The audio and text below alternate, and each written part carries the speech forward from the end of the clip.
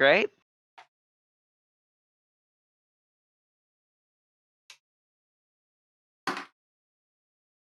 We killed a hag. Well, she's not technically a hag, maybe, I don't know. But Not anymore. we started our combat with Baba Yaslaga. I actually think that her name is Lysaga, but I heard it and know it as Yaslaga. Yes. I intentionally made it more Cyrillic. Okay. Um, It made it easier to say with the stupid fucking accents I'm using. we had to fight off a bunch of little guys. She flew around in a skull for a while until it was brought down epically. The house kept throwing trees at us.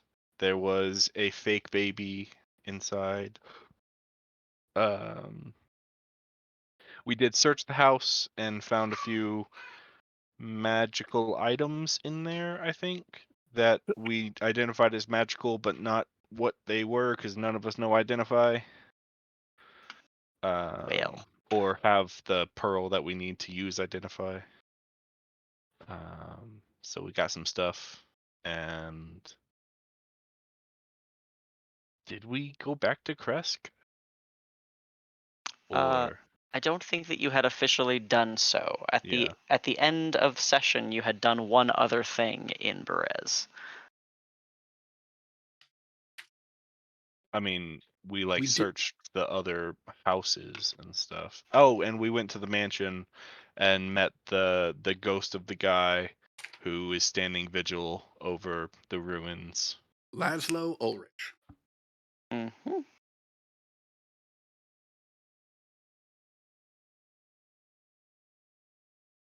Oh, come on. Okay. Yeah, you guys got to meet the ghost of Laszlo. But that was where we ended session. I believe there was discussions about where you wanted to go, but for the moment you are still within the swampy ruins of this city.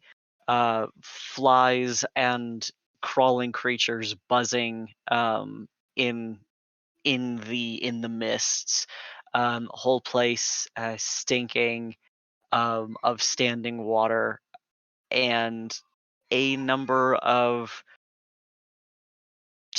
carcasses of both skeletons and insects kind of just everywhere.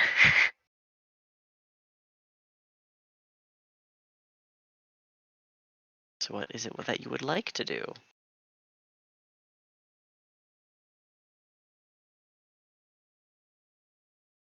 Well, we need to find some place to rest up, somewhere we can get a bit of shut eye.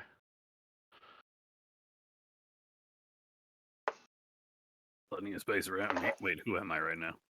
Area. Oh, I have Arium.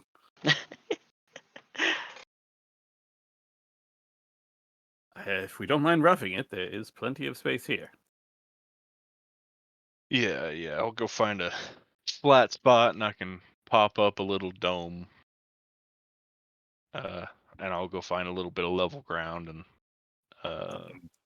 Perhaps we want to walk at least a little ways off. We did just destroy what is presumably one of Strahd's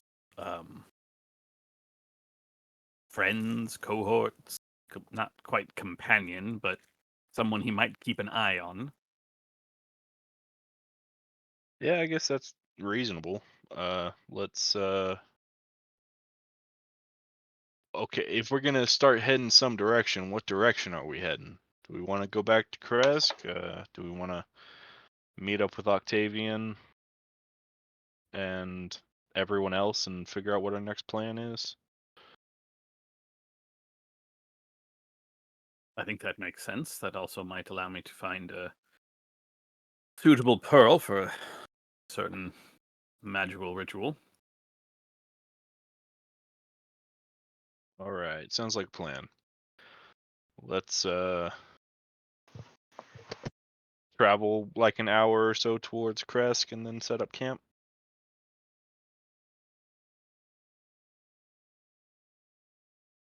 Mm-hmm. Cool. That sounds reasonable to me.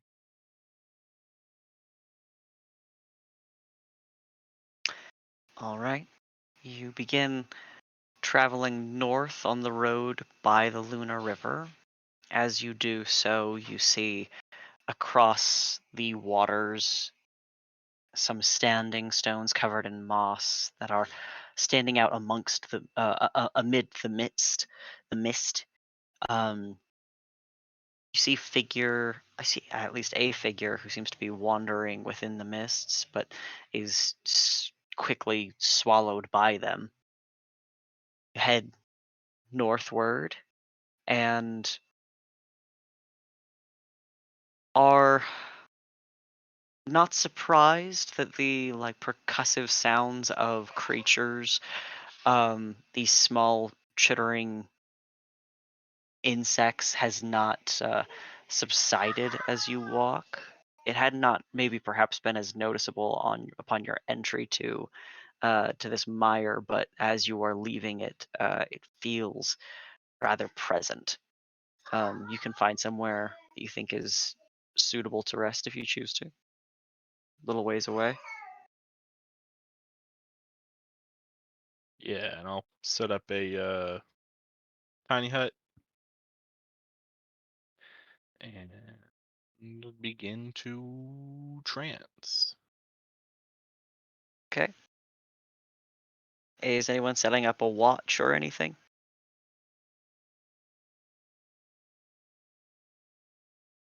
I think our usual breakdown works. That way we can let Esmeralda and Victor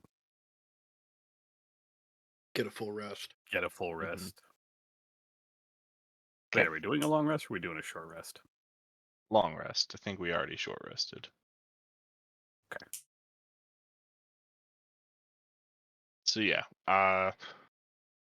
I'll start trancing immediately. Someone else starts trancing 2 hours later, and someone else starts trancing 2 hours after that. I'll need perception checks then. Yeah, I mean, I would recommend that Sazerac take the middle shift so that other people can make perception checks for the. I don't know that anybody really wants to be in a situation where Sazerac's the only one keeping watch. But if we want to roll the dice, I'm all for it. We can also just do 2 people on one shift and one on the other. Hmm. Because they are only 4-hour downtimes Mhm. for us.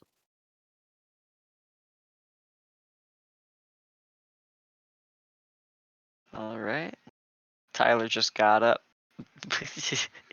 I'll take first shift.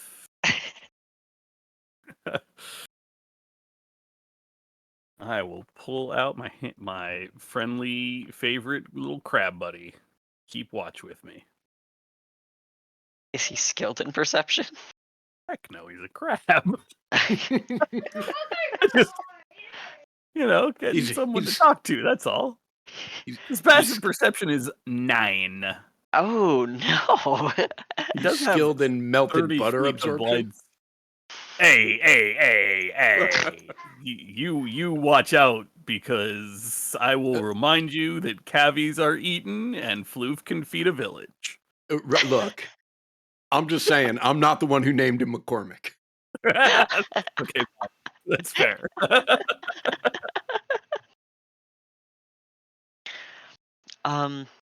Arium, in your first half of the watch, I believe, as you are all beginning to rest, if I've got the time correct, um, the sun has not gone down, and probably will not during your watch. Um, uh, you can see then, as you look up, there are circling birds above the city that you've left. There are birds circling above you, and there are many that are breaking in their cycle and moving eastward. Sorry, when you say the city we've left. The ruins of Berez. Okay. Hmm. You just see these black, large, circling birds. From where you've come, above you, and then traveling eastward. Well, McCormick, I really, really do hope that those are the creatures we freed and not some other more sinister thing. But yeah, I'm not gonna. I'll let the brothers sleep. I'm not gonna go chasing after them. Okay. Your watch ends. Zeldrin takes over. Zeldrin, you notice the same. Yeah, I would say I will make sure to point out the birds if they're still around, because Hmm. that's weird. But other than that, with some curious animals approaching the dome, but nothing beyond. Actually, Bedtime is in 10 minutes.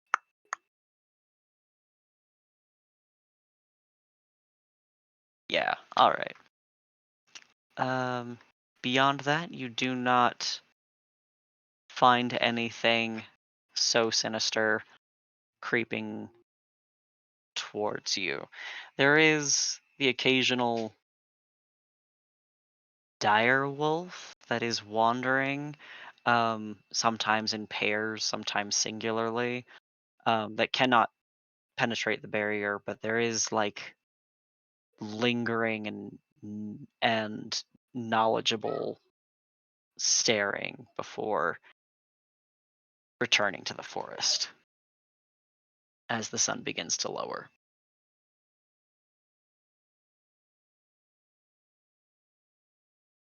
And with that, Zeldrin, your watch also ends.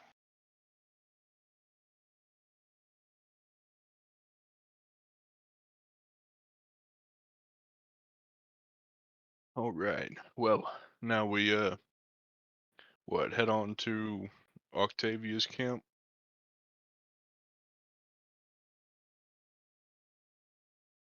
I suppose yes.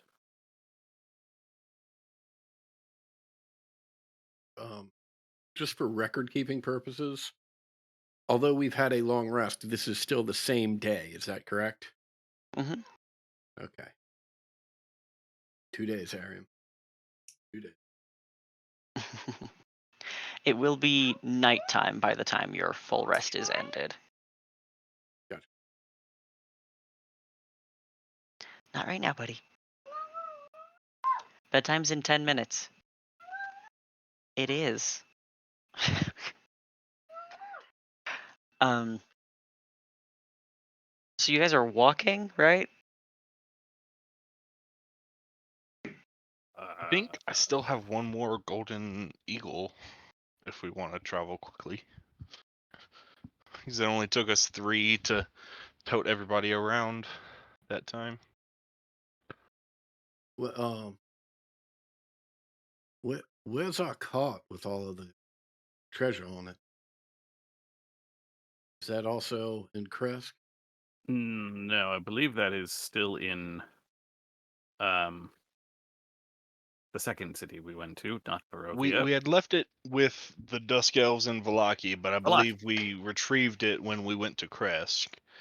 And then it was from Kresk that we left to hunt the Okay. werewolves and go to Berez. Yeah, I'm just thinking that it might be better if this is the Isn't it last. right here with us, right here next to us as we're talking? Isn't that it?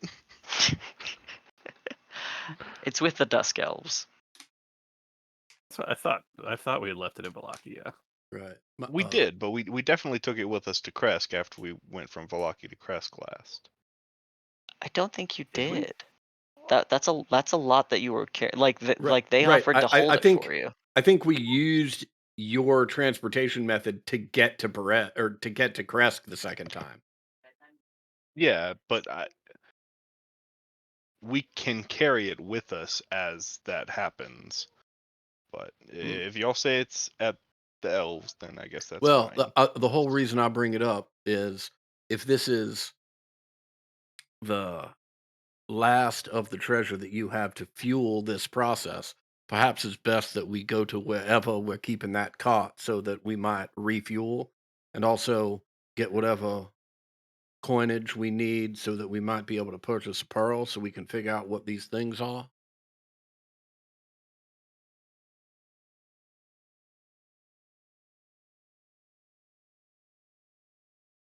I mean, that's a sound plan.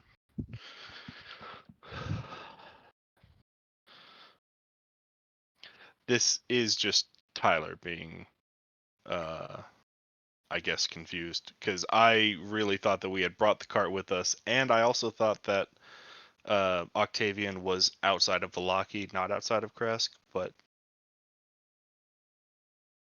Both Uh, both are outside of Valaki. Both are theoretically near enough to the Dusk Elves. Okay.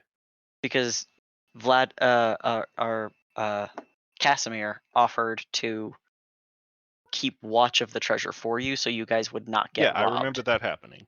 I just was pretty sure we took it with us. But It was with you in Kresk because that's where you came, like that was the first town you came to after you retrieved it.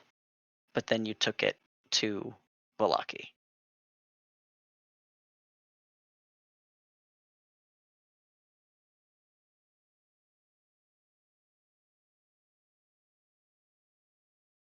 well, if everyone's outside of Alaki, is there any need for us to go back to Crest?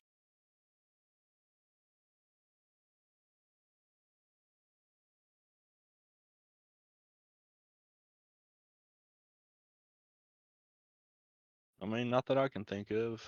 We'll eventually have to head back. Um, building that temple and all, but Hmm.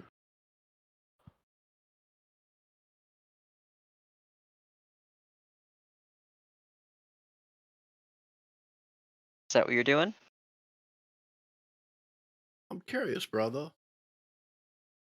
Do you think we should rebuild that shrine before we take on Strahd? I mean, it is not something I have the capability of doing just yet. Hmm. And if we're gonna do it the old-fashioned way, then we should probably take care of Strahd first. Understood.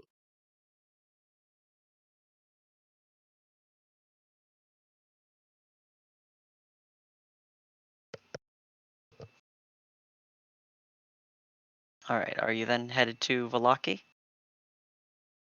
I believe that is the plan. Okay. Are we headed to Valaki or I mean, I realize they're relatively close, but are we headed like back to Valaki or to the Dusk Elves? Outside. Do we need anything in town? Our loot is outside of town. Octavian is outside of town. Yeah. Yeah, we'll Yeah. just head to the Dusk Elves. If you want to get a pearl, you'll have to wait until you're able to get into the city. Yeah. That's a valid point. Unless the Dusk Elves have a pearl. Why would they have a pearl? Well, you never know. Maybe somebody feels like they want to be pretty. They are very poor.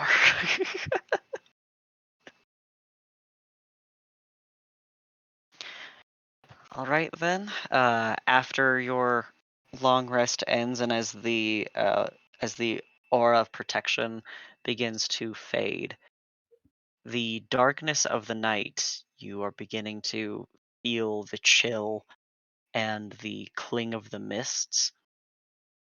You also see and feel the presence of eyes upon you from the trees and from above. There is the pressure of being watched. You can complete your ritual and take you and your number to the Vistani encampment where the Dusk Elves reside, and are greeted by the citizens there, the elves on watch through the night. They do let you know that the horned stranger, Octavian, had said that she would be nearby, but the scouts even can say we do not know where she is. She is just close, per her statement.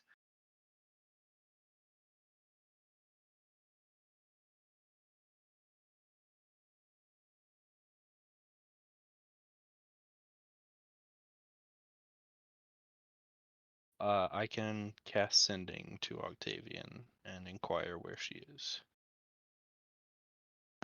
Okay. She says that she can meet you at the encampment, and some 10 minutes later, uh, she is not quiet in her traveling. The steel of her plate is quite telling. The guards who are on watch uh, pick her out before she can be seen. Um, but she does make herself visible and known, and approaches approaches your group.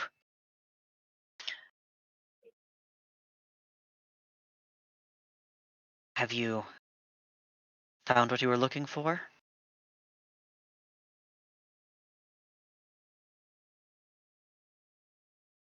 I don't know about finding what we were looking for, but we have certainly, at the very least, removed one more of Lord Strahd's allies.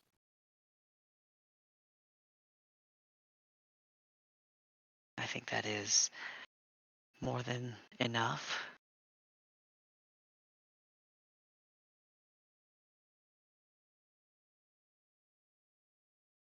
What plans have you now?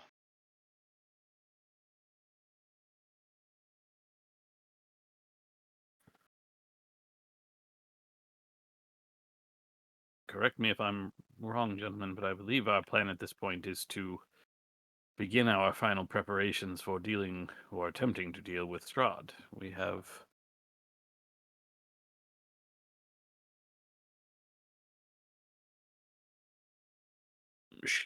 short of seeking out, and he will glance over at Zeldrin tentatively, short of seeking out Rahadin, who seems to not be in Strahd's good graces anymore.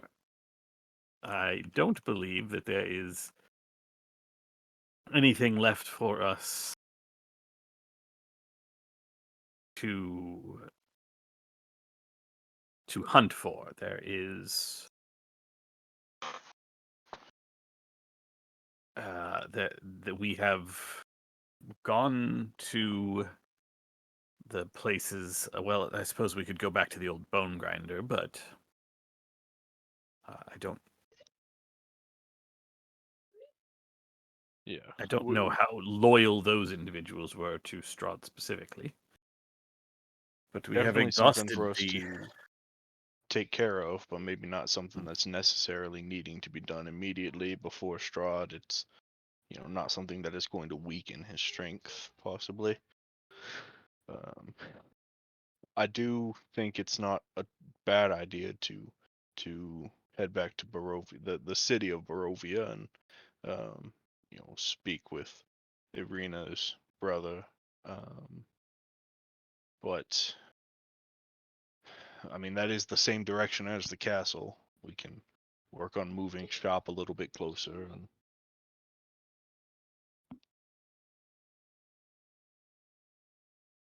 We have, as far as I am aware, exhausted all of the visions of Madame Ava, save one.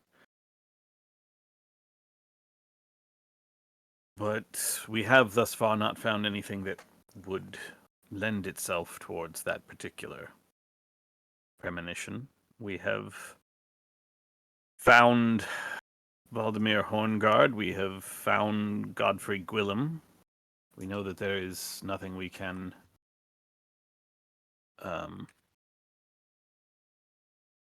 nothing further we can do for them until we can go into castle into the Count's castle to retrieve the skull.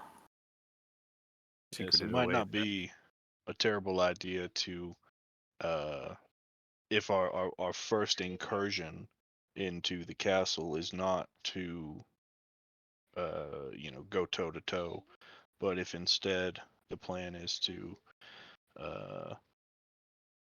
seek out the skull and get it out of there. There's also the matter of the sister of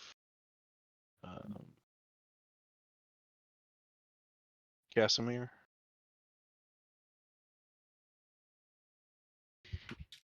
It's just a matter of if we want to try to do those things first, then come after Strahd the next time. My only fear is that any foray into his castle that is not meant to defeat Strahd will make any follow-up, shall we say, visits to Castle Ravenloft all the more difficult.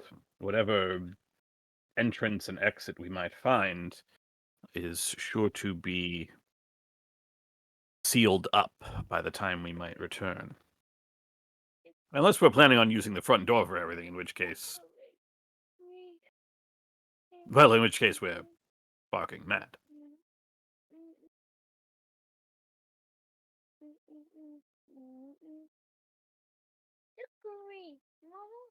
Oh, I mean, I think unless there are endeavors which we feel will either strengthen ourselves or weaken the Baron, that we can undertake. Short of that, I think it is clear that it's time to visit the castle. Any Yeah. additional time we divert to anything else is just time that he might strengthen himself.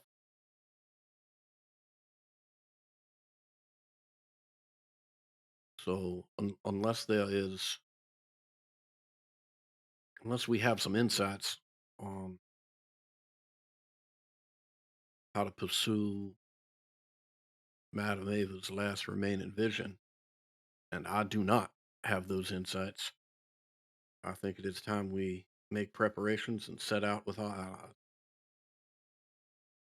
Do we think there's enough reason to visit Madame Ava again and see if we can vie for clarification?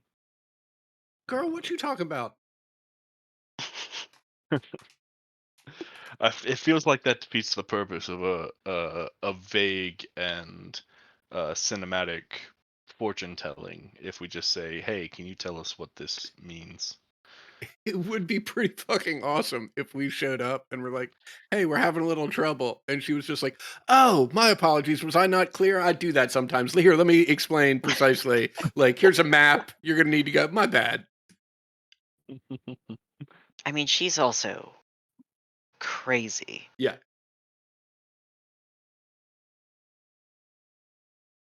Yeah, I mean, I don't mean to dispute that. It's just it is fact that all the other messages Mm-hmm.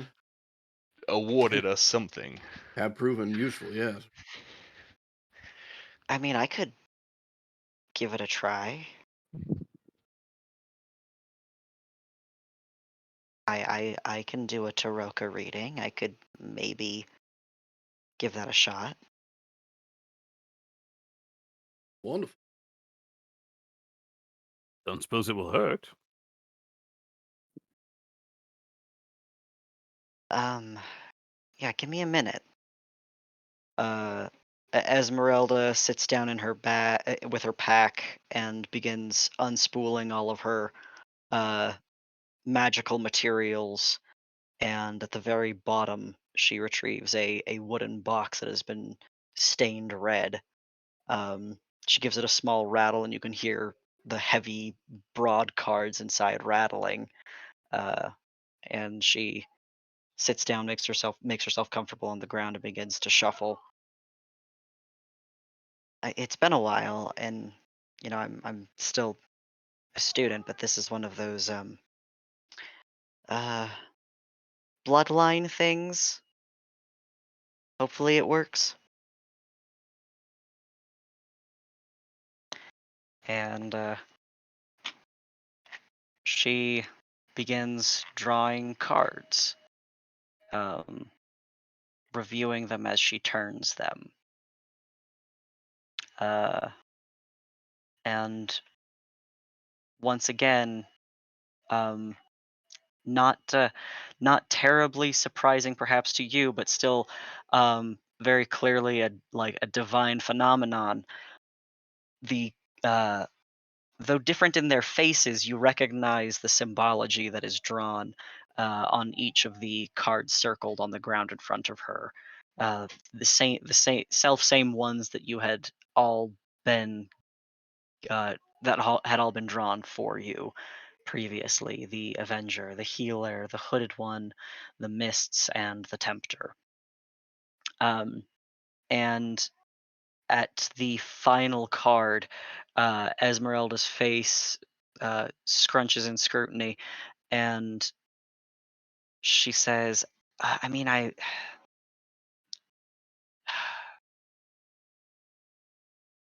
this looks like not the card, but I mean this looks to me like Irina, but she's gone."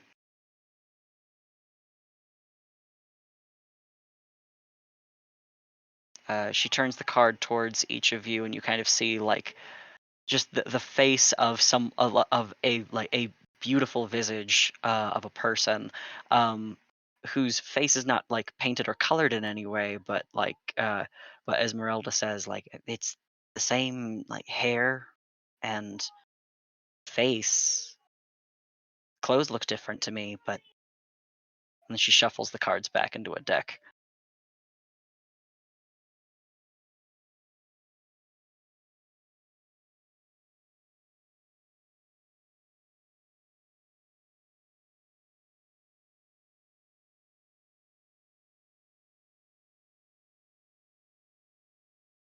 Hmm. Well, what do you know? That does seem quite a bit like Irene. Well, not much we can do about that now, I guess. Do you think that will be a problem?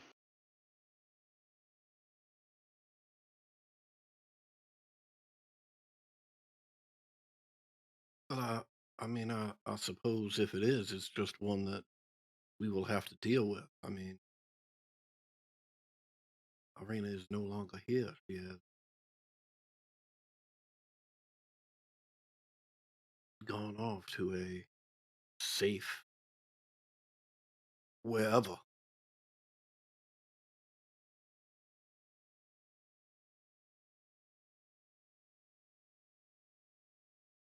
Octavian says, "Well, perhaps that is it. If all of these things are signs and symbols of your success, perhaps, maybe that is exactly what the gods designed." Yes, I will certainly hope so. I like that interpretation much better than the potential that Victor has raised. So I think I will hope that moving on is the actual fulfillment of the last vision, and I will now looking towards Victor, but I will be prepared for whatever problems may arise should that not be the case. And I'll start going all fucking Star Wars kid with my.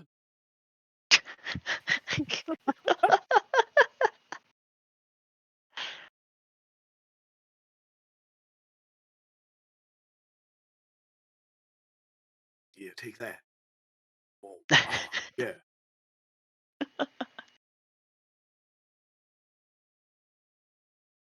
Oh, also to that end, and I will cast Find State. Floof! You're back, buddy. You did good, Floof. You actually grabbed that hut for a round. It was nice. Well done. Squeaks in his own pride.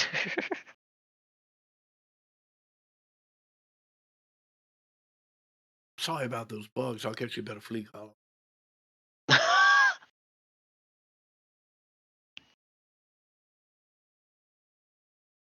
So, are we going to Ravenloft tonight?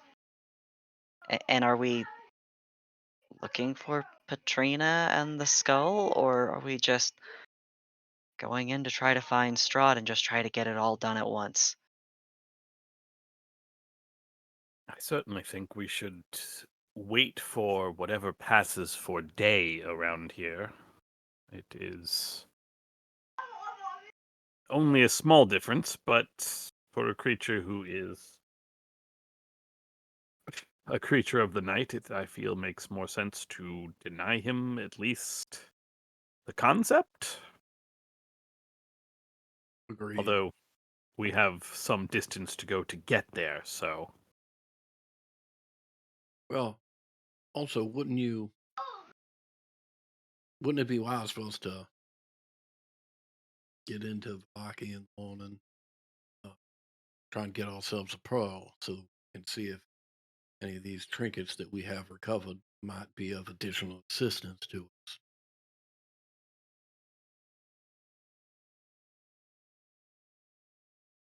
And wouldn't it also maybe be saving time if we were to appear at Ravenloft rather than walk all the way up the mountain?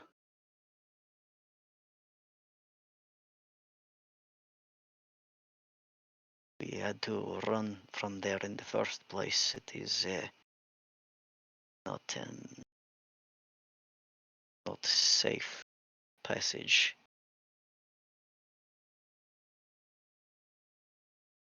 It's a very, very good point.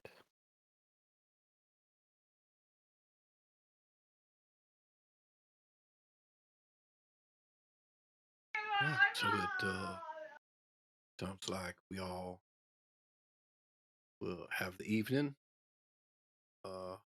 In the morning, some of us will head into Valaki for whatever additional supplies, including if we can find one of pearl. Take stock of these new items that we've got, and then we will head out.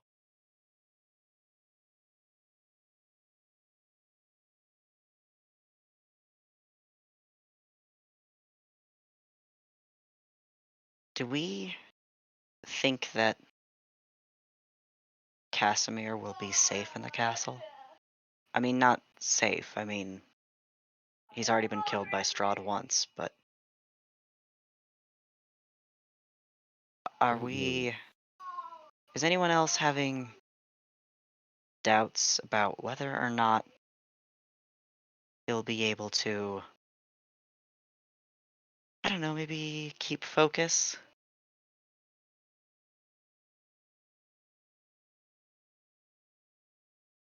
The problem is, I believe he is the one with the ability to return Petrina to life. So, short of abandoning the mission until Strahd is dead, it would be necessary for him to join us. Now, I am all for waiting I am all for not dragging along a magically aged and recently returned from the dead um, uh, dusk elf on a mission that is certainly there is no rush for it. Returning her to life does not, as far as I can see, weaken Strahd in any way.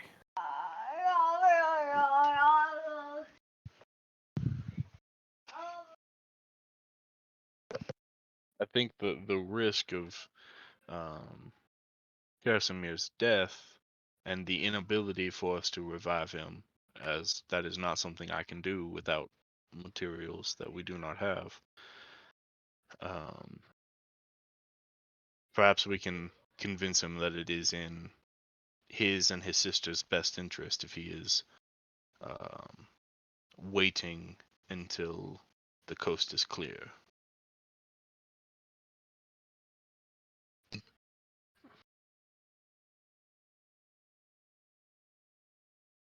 I agree. I agree with the general consensus. It seems that it is perhaps best if Casimir were to wait until this is done. I know it will be difficult to convince him of that, but I'm not sure how much convincing we actually need to do. Zeldrin here is going to use his magics to transport us to the castle's doorstep. He simply doesn't include him. Well, then he's free to undertake the trek if he wants, but by the time he arrives, we will either have been successful or, well, or it won't matter. Mm-hmm.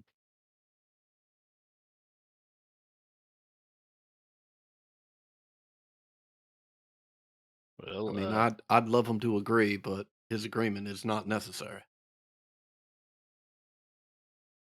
who all are we intending on taking with us on this venture? The three of us, Victor, um, I I think Esmeralda. Blinksy would like the castle.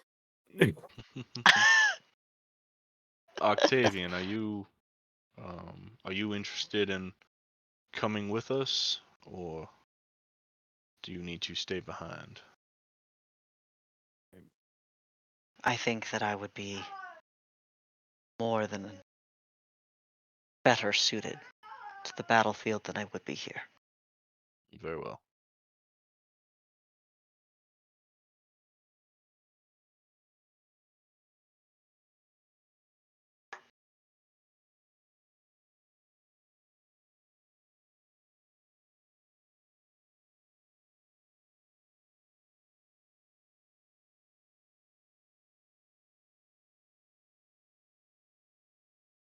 Well, we should finish whatever preparations we need to.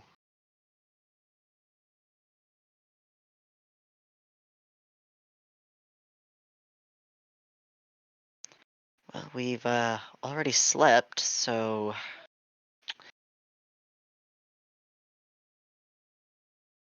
onward and upward, I suppose. Well, should we fetch a pearl? you cannot enter the city after dark.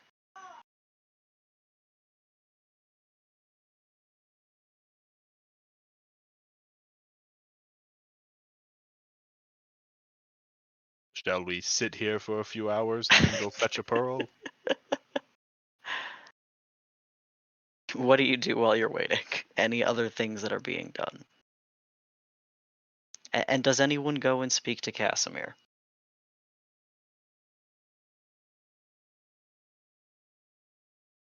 Yeah, I'll go. I'll go chat with Casimir and uh, explain that we're planning on just bringing the fight to the big man, and Once the dust has settled, the way will be open to fetch the remains of your sister. He gives you a look of like of of shock and disappointment.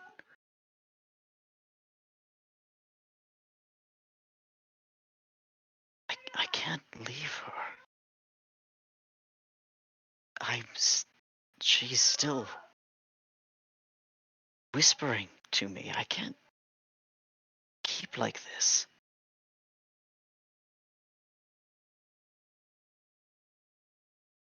I cannot stop you from pursuing this if this is something that weighs deeply on your heart and keeps you up. But if you were to fall before we were able to retrieve her, then the ability to revive her goes with you. You fell to Strahd once before.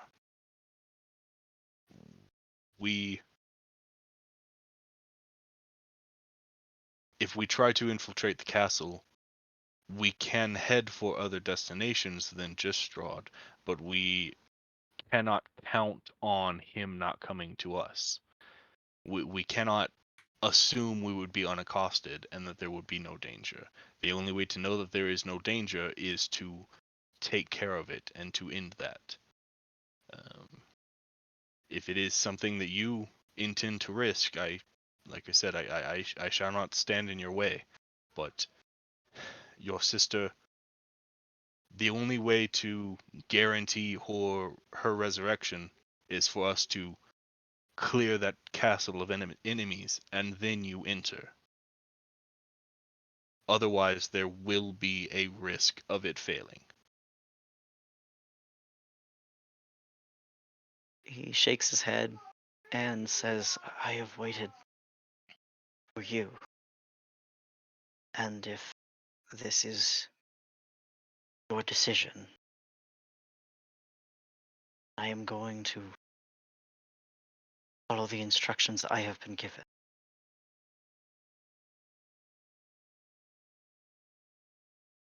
Very well. I am aware that you were waiting on us. I came to tell you that that wait is nearing its end, just not that it has ended.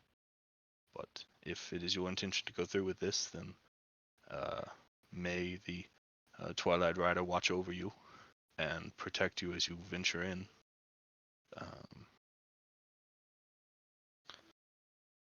Hopefully, we will be keeping the forces of the castle distracted well enough that you are unaccosted.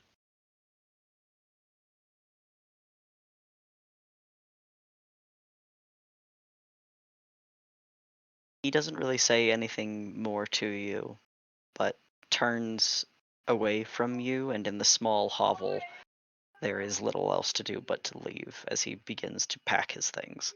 Mm-hmm.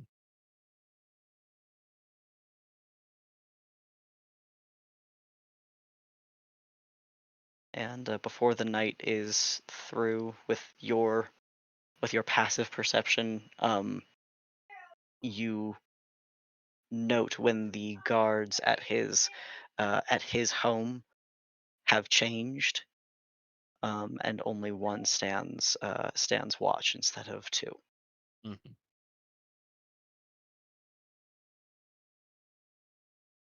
Well, whenever I notice that, I'll just,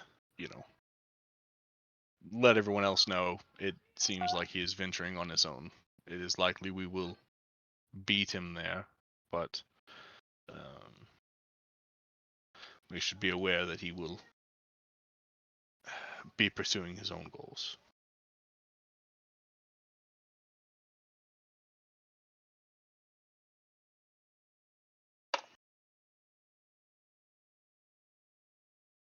Such is his choice, I suppose.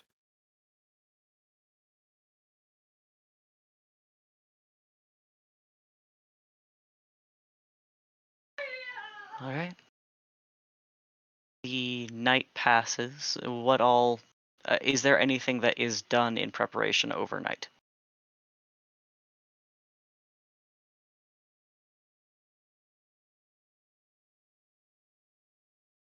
Let me look at my abilities, but I don't think there is anything that I can do.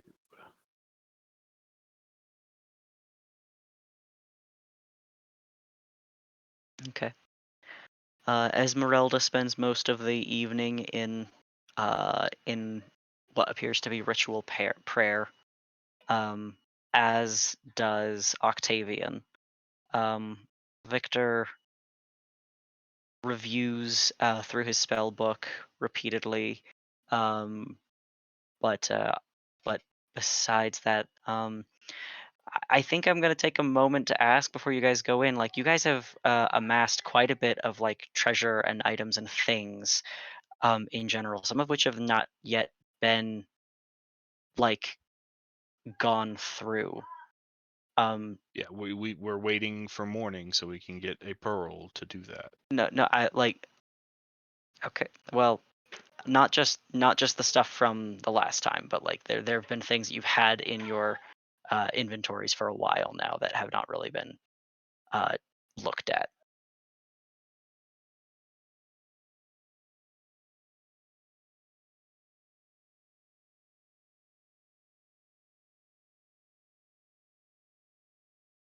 Okay.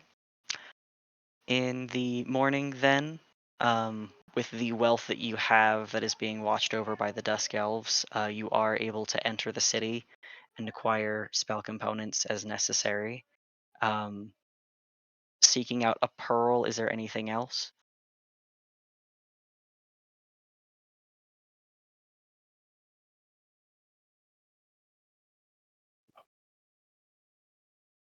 Um,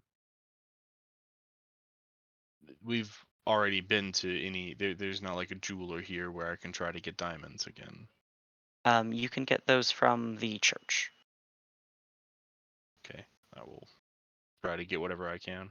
Okay. You can get a single set of Revivify diamonds. Just one diamond? Yes, yeah. Okay. I never remember if that one is the single or the Yeah, it's a single. yeah.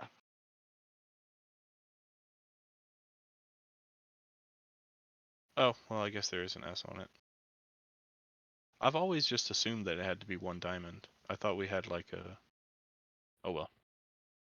I think there are like there are some spells that are singular diamond, and I don't remember which ones are which. Yeah, Raise Dead says a diamond worth, but Revivify says diamonds worth. Oh, there you go.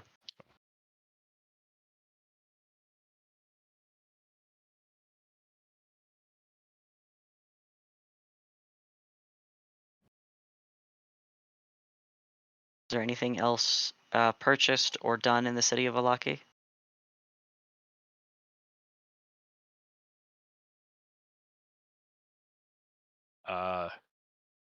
Check in on Blinsky and see if he managed to put together a Heroes Feast bowl. Let me check what I rolled earlier.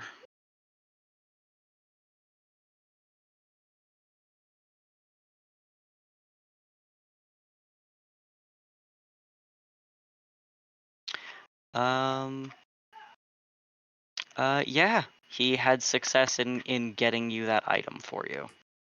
Wonderful. My man Blinksy. Yep.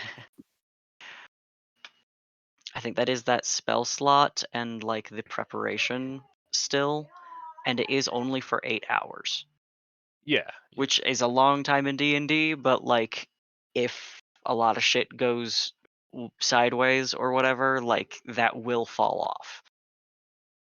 Hmm.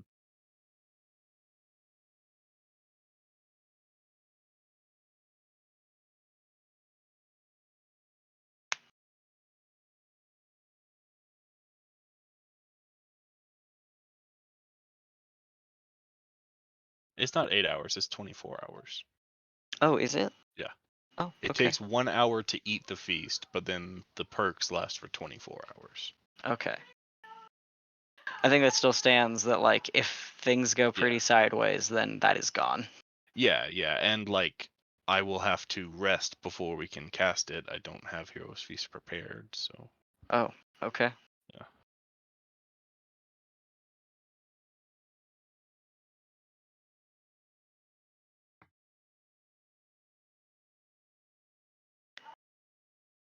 And are you taking coin with you for transportation?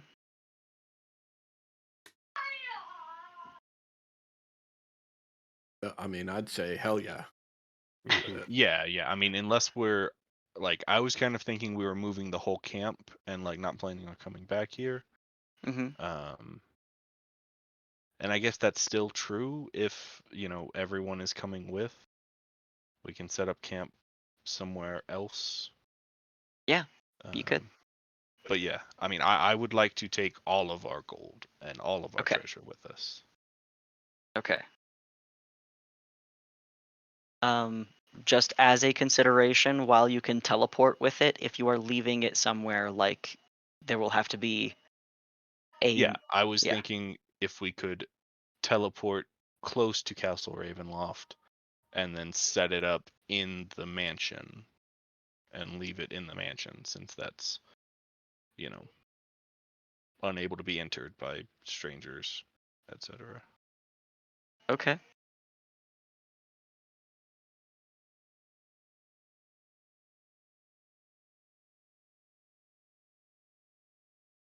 Okay.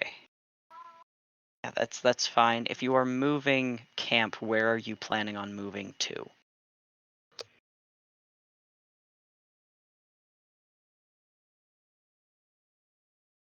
Someone did mention the village of Barovia.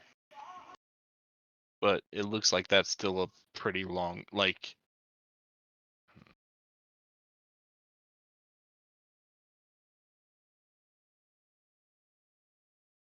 I mean, we could just put it like off the road somewhere outside of outside of Ravenloft. Have Floof bury it.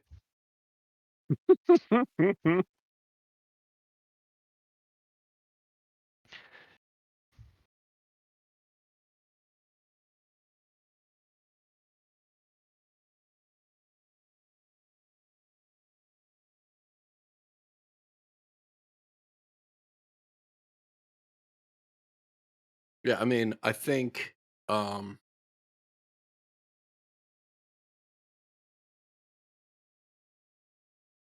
think off the side of the road, um, doing the best we can to hide it or bury it or whatever is probably our best bet, right? Although it also begs the question that Ariam brought up earlier, right? Which is, how are we getting into Ravenloft? Are we just planning on walking in the front door?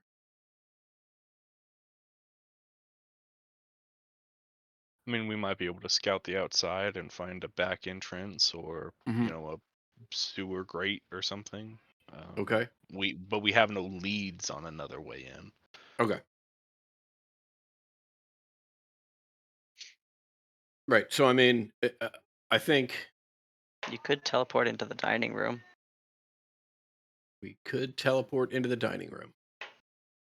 It would be fucking buck wild.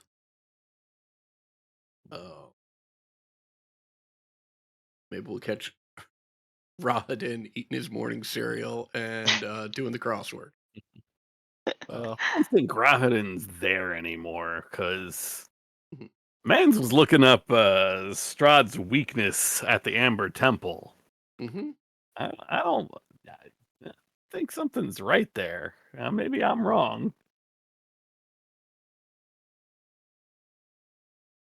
Who knows? I mean, there's two ways to look at it. He's looking up the weakness to exploit it, or he's looking up the weakness to shore it up. Could be. It was more he was looking to see if Strahd could be redeemed, I guess, is the better way to say that. Mm. I don't know. Oh, I got his redemption right here, said the redemption paladin. I think he'll have to fight your brother for that one. All right. Let's, if y'all don't mind, let's take a moment out of character to like this. It feels like we are about to undertake a pretty major endeavor in the campaign. Let's Mm-hmm. take a moment and make sure all of our I's are dotted and T's are crossed, and we're not leaving anything that we would otherwise like to engage in on the table. So as I understand it, the plan we've got is um, we're going to get a pearl, review the stuff that the magic items that we just recently Okay, acquired to hold see on. if there's Eh, yeah. Something occurs to me here. I do not have the ritual caster feature. I cannot Okay. ritual cast this spell, which means I can cast it once. Hmm. Okay. Once and only once. So I can identify one item per day. I don't think Okay. we want to wait to identify them all, so we will have to decide which item are we most concerned with identifying. Okay. That's excellent information. Um, we can also, I mean, not likely. I assume it would have come up, right? But we can certainly ask Victor if he's got any abilities in that regard. Um, Based on what Max was saying, I was looking at my um, inventory to see if there's anything that I've got that I don't know what it is, right? Although, if we can only identify one magic item a day, it's sort of moot at this point anyway. Um,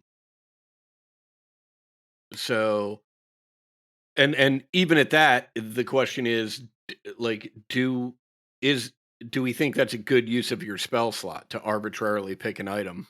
It's not a spell slot. I can just cast the spell once. Oh, I gotcha. I gotcha. Okay, great. So yeah, in that case, we'll arbitrarily pick an item, and then There is also the traditional option of trying to attune to items mhm. that are magical. Yeah, I mean that is certainly an option, and I'll say two things. One, Zazarak, this fucking dum dum, is obviously completely down with that plan. Like, it has no problem with it. Adam is like, oh yeah, like randomly attuning to things acquired from a hag's hut. I'm sure this is gonna go great. Um, okay, once that is accomplished, right? It sounds like three of us, Victor, uh, Octavian and Esmeralda. Octavian, Esmeralda. Is there anyone else that's coming with us to get into Shroud's place? Not unless we want to go ask old Rudolph, which Right. I don't think we do. Yeah, I don't think we do either. So okay, so that's our crew, right? There's still a question mark as to where we're sort of teleporting to, right? Which is a big question that we've got to answer. And then, well, really, everything from that point forward is sort of a question mark. It's where are we teleporting to? Um, how are we getting in? Although, to your point, Tyler, I think like playing that by ear is probably the only, we don't have any information other than here's the front door. We could teleport into the dining room, having been there before, or we can investigate and try and find a better way in. Once we're inside, are we just going after Strahd? Are we going after the what is it, the skull, or are we, just being opportunists and whatever comes our way is what we're dealing with? Um, am I am I missing any either concrete steps, right, that we have determined before we are teleporting, or questions that need answering from the teleport beyond?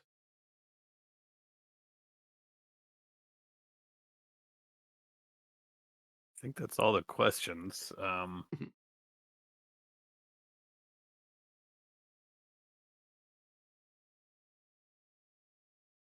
As tempted as I am to say we should just gun straight for Strahd, like we theoretically could try to scout a bit and try to see if we find something to deal or that relates to this last premonition that we haven't seen yet. I don't know if that's... None of us are... well, I should say some of us are not exactly super sneaky, so... Mhm.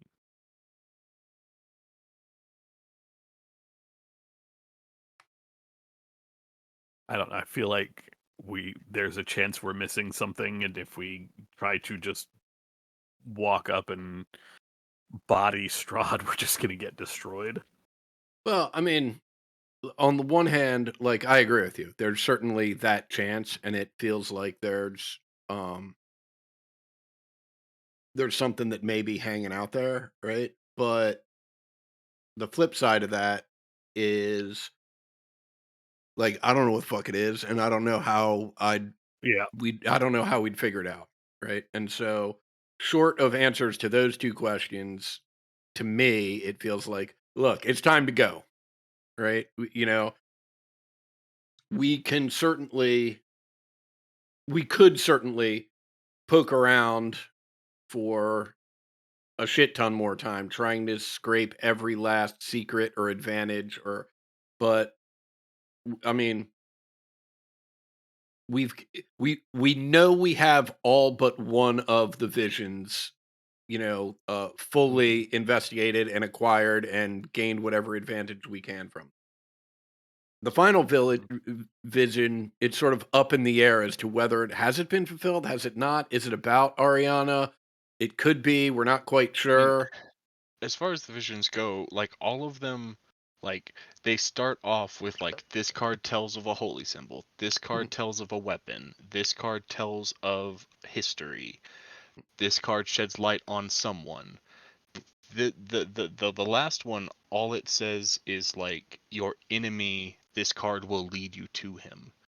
So, and then it says like the evil waits atop his tower of treasure.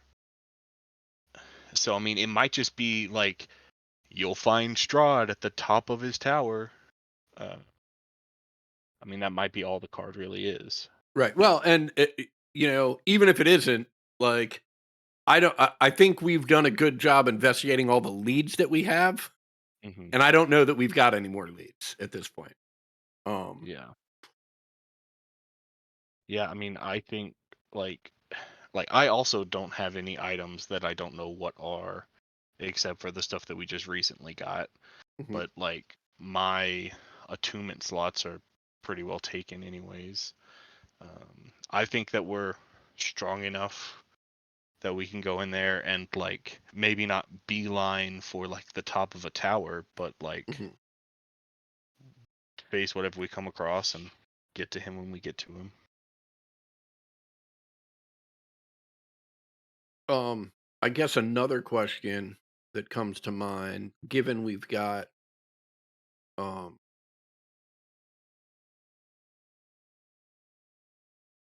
we've got two outcomes or two goals that we're trying to achieve. Is there any value in peeling off some of these NPCs and sending them that are, Octavian, Esmeralda, right, and Victor, any combination of them, and saying, "Look, go look for that fucking skull." Oh, yeah, I thought about that, but I didn't know how Mhm, I mean, mhm, getting back to Argynvost would be a hell mhm, of a journey. Like, it's not gonna Yeah. be fast enough to matter while we're there, I wouldn't think. Not mhm, unless, there's teleportation or something, which, mhm, I mean, she can create a mansion. It's entirely possible she can teleport. mhm. She has That's... teleported to you in the past. well, there we go then. But Right. that... Can't has she... teleport an entire army right back to us. True, true. And there's also the question of, has she been there to teleport there in the first place? Hmm. Mm, Um, but that that might still be worth a try. right. Well, and just practically speaking, um, I'm thinking like, well, in game, it might be worth a try because, like, whoever's going after the skull might have actually better chances of success if there's a group that's going straight for Strahd and is For going to Strahd. tie, him up, right? And then above board, I'm thinking like, it might be nice if our GM doesn't have to pilot like 3 additional characters. Yeah. I mean, You know. like if B team Mhm, breaks off and like searches for the skull and like clears the catacombs so that Casimir doesn't die immediately. mhm. Whatever. Like that. I mean, okay. So I mean, we're. It sounds like we're circling in on a plan, right? Yep. So taking care of business, including getting a pearl. Um, I think Zazarak's certainly going to be attuned into something. He's got a single attunement slot, so fuck it. Let's um, that's one thing down. Um, you know, who knows? Maybe Victor has this in his back pocket and just hasn't. Um, we didn't have a pearl, so he didn't have an opportunity to use it anyway. Who knows?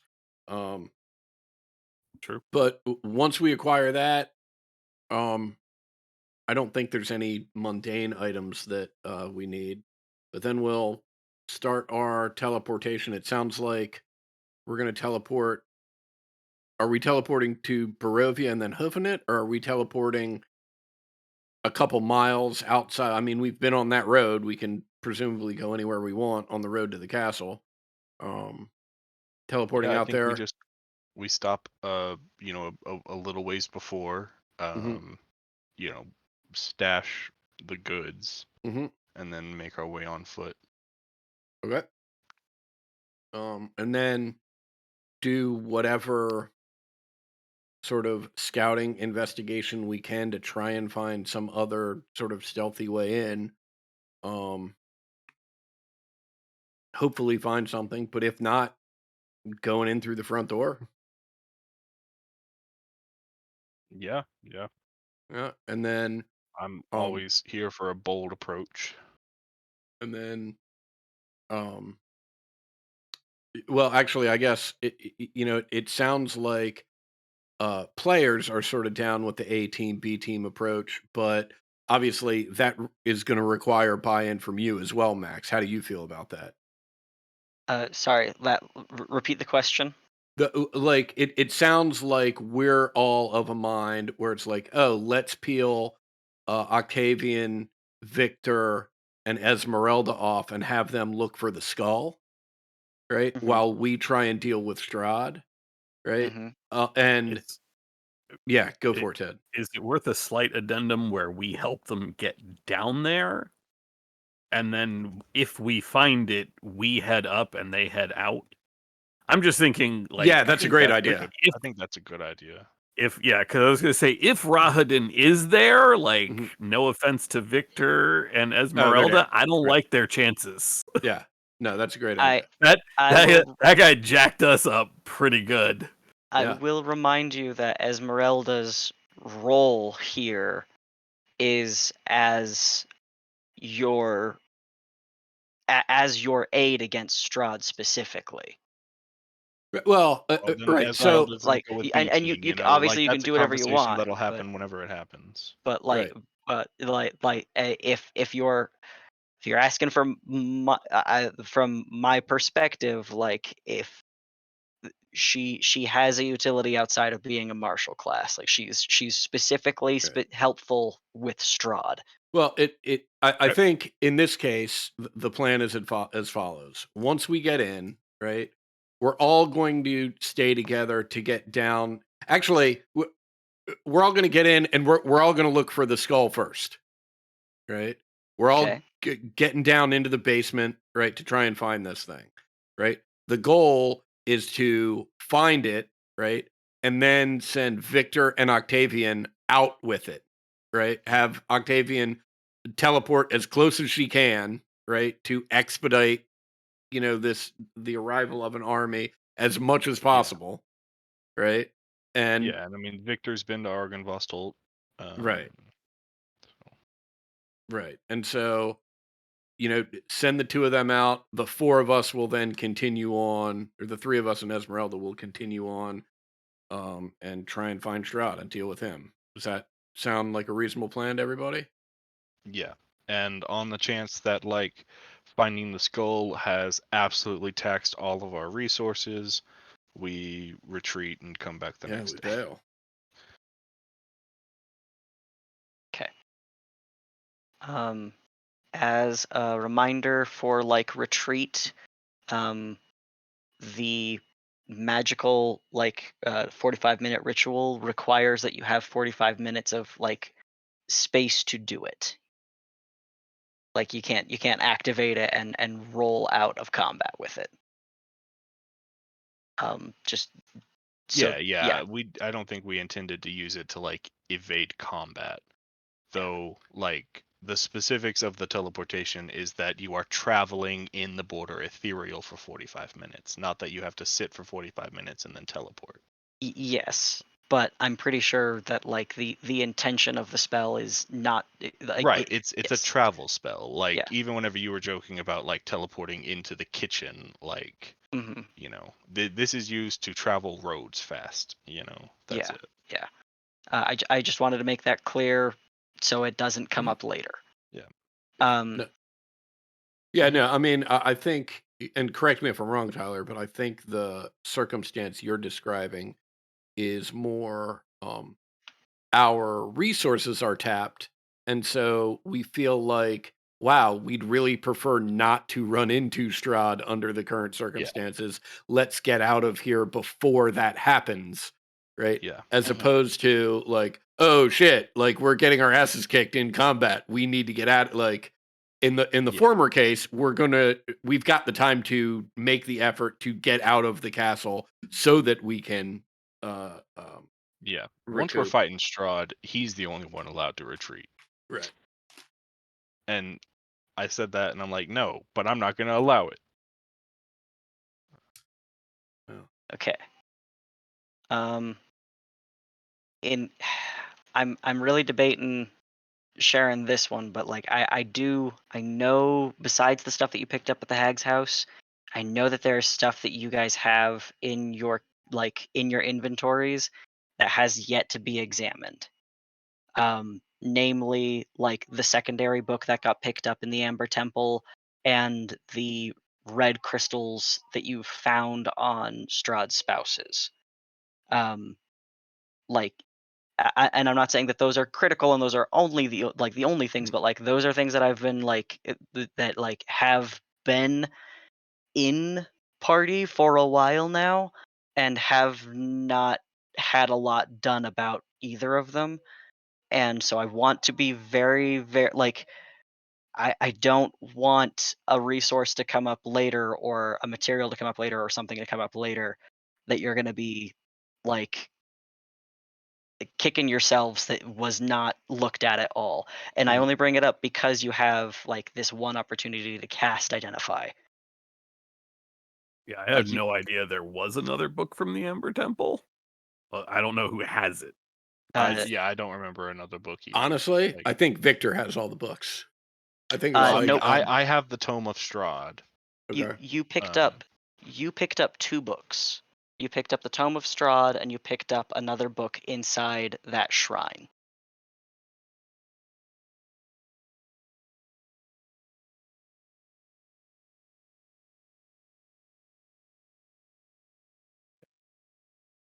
I have added exactly one thing to my inventory since the start of the campaign, so it's not me. mhm. Good luck, y'all.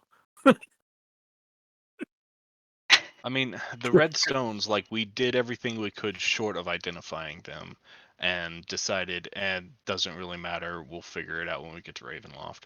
We could Okay. use our identify on that, but I used the grim psychometry thing on them because that's all we've had other than this. Yeah. Other than getting identify last week. That's all we've got. Right. Mhm. And then there is of course like the stuff that was in the Hag's hut that like was looked at with detect magic but was not like Right. Yeah, identified, that list. examined, what have you.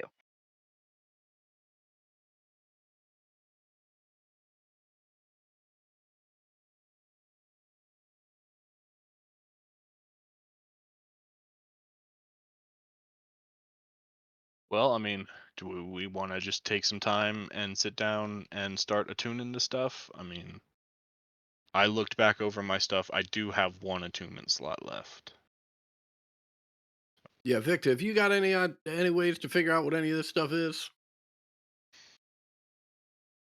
Victor, who is a scholar of practice from a single book in his family's library, unfortunately does not have the ability to identify. He just has a pretty keen eye for arcane puzzle solving. Wonderful. You got any attunement slots available, Victor? That he does. All right, I wonderful. have 3, so You have 3 available slots. yeah. The only thing I have gained since the start of the campaign is a portable RAM, which I purchased. Otherwise, I'm on starting gear. All right. Well, let's figure out what we got here. To be fair, you may be on starting gear, but you did pick up some spiritual friends and allies. It's- Yeah, come on, Ariam. It's the friends we made along the way. I'm just saying that's why I've got 3 attunement Mhm. slots Right. open. Right. I also happen to know that you guys did not go to one particular place that has a lot of cool shit in it. Like stuff happens. Yeah. um, yeah, it's up to you guys. You got stuff you can try attuning to. But All you'd right. need to tell me which Well, ones you're picking. here we go. We've got this second book. Can I just Can you read the second book? Yeah. It's a hefty spell book. Then I hand it to Victor.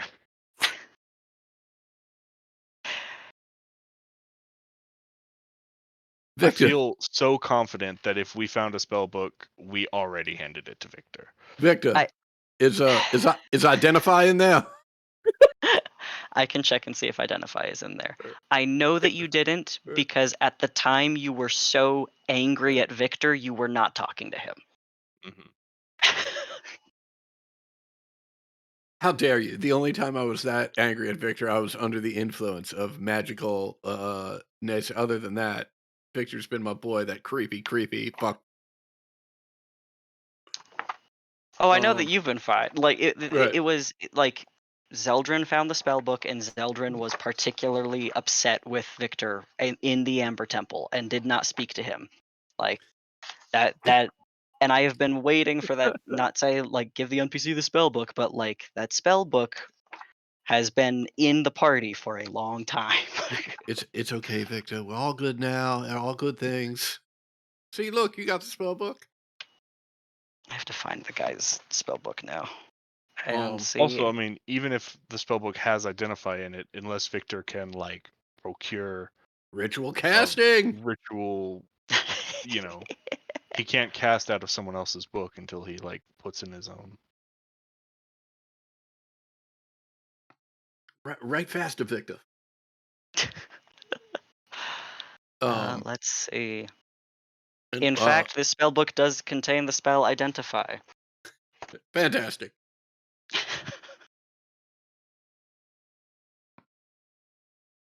Quick, get him some ink. What are the items from the hag's hut that were recovered that need identify on them? There's a Um, list in chat. There's Okay. a pinecone gemstone, Oh, there it is. I got you. gemstones. No, there's a pinecone, a pouch of stuff, smoking pipe, and a black stone. hold on, let me make sure And some scrolls. yeah, scrolls, which you can look and very clearly identify mass cure wounds and revivify. That's for y'all. There is, I'm pretty sure we mentioned it at the time, but actually, I don't tend to tell you gold values when you first find stuff. I make you take rests to count gold. Mhm. but you guys have had nothing to do for the past 18 hours. So, and then let's see.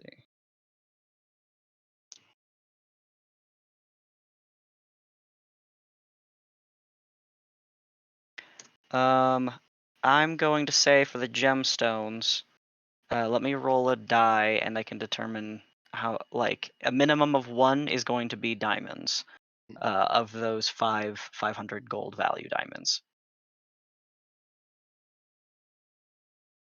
Well, okay. Apparently, it is a whole bag of diamonds. God damn Alright. it! Get that GM roller back on Whisper. Fuck off. I mean, it's still only like if unless it's one diamond, then that's still only one casting of Revivify there. So It's 5 gemstones worth 500 gold. So, I'm not follow 5 separate worth 500 each that are all Yes. diamonds. Yes. Okay. Yes. Sorry. so in other words, Uh, plenty of Revivify. Yeah. Mhm. Now we're immortal. So as long Unless you as go down, in which case suddenly mortality. a couple of us stay up. Yeah. That was a very lucky die roll, considering. The pouch of stuff is arcane or like enchanted sling bullets. It's kind of shitty, but like, let's see. They're not super special, so don't mind saying it's just +1 ammunition. And then there is the vial of a potion. If you have alchemy skills, I'll allow you to be able to identify it with an alchemy check. And the pipes and a black stone, smooth black stone. I don't even need to make a check because I have the alchemist's insight. Oh, that's right. Hell yeah, dude. It's a vial of oil of sharpness.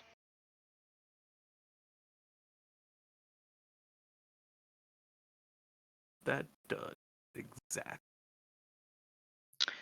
Magic Okay, items. okay, you gonna Pour brush it your on a teeth with that? weapon.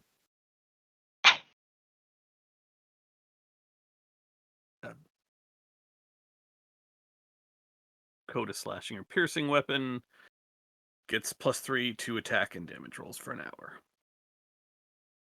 Takes a minute to do. Okay, brush your teeth with that.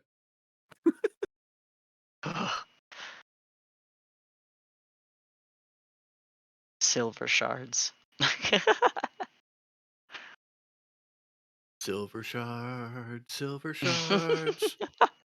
Okay, so the things that still need attuning or identifying are the black stone and the smoking pipe. Mm-hmm. Or the red gemstones. Sorry, which did I is say? fine. Have I said it's? I have said it's a smoking pipe. Yep. It is not actually. It is a. It's fucking flute. It's a flute. Someone says as Zazarak is trying to light tobacco that he's stuffed into it. Wait, what was that you say now? I was You wondering breathe what all and it these... just makes the worst whistling Right. noise. Zaz, you don't have flute proficiency, so I'll take that. All right. I was wondering what all these holes were. Wait, can I try and attune to these red crystals? How many of those do we have? We've got one for every one of spouses we've murdered, so 3, I think. 3? Okay. Yeah. You want to give that a shot? I was planning to use my identify on one because I figure out of everything that's probably going to be the most important. Because attuning might not actually tell us what they are. But All right. Well, let me Well, see this also back. they were on the vampire spouses as opposed to the like hermit hag. So I guess we should let the Mardikovs know that Baba Lazaga is gone, and they can, not have to worry about being plucked and turned into Oh yeah, that's a great idea. scarecrows anymore.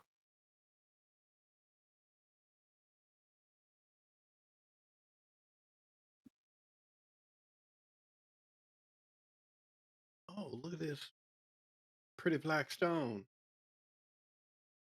Just about one of the deepest blacks I've ever seen. I think I'm just going to sit here and focus on that for a while. And Zeldrin, you're taking the pipes, is that right? Yeah. Okay. I am looking also to see if I've already made a handout for the gemstones, and I don't think I have, so I'm gonna have to find where I put it in my notes. But uh, Zeldrin, you attune to pipes of haunting.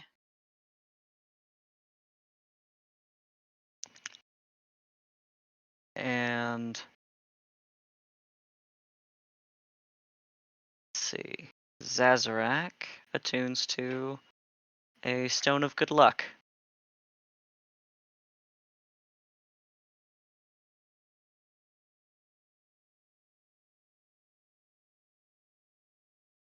Where did I put my notes for this item? Da, da, da, da, da, da, da.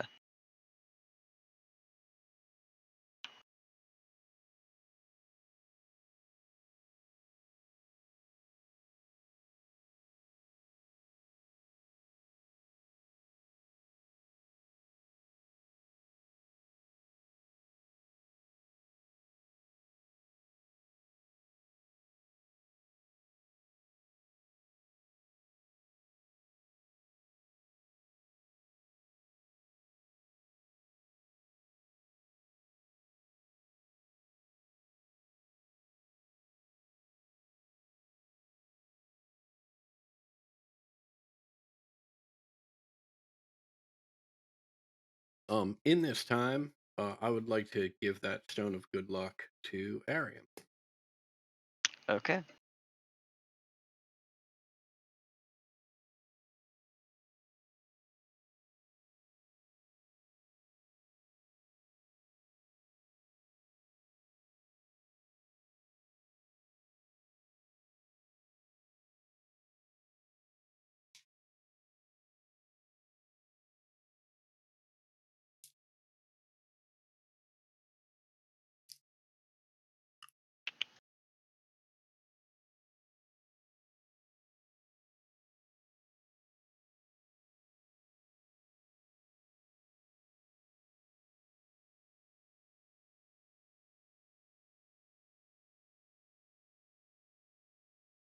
I got to say, the part of me that just loves a good bit, like wants us to take all of this time and meticulously prep and meticulously examine all of the different things that we've got and figure out who it's best to have each one of those. And then we go and we have, we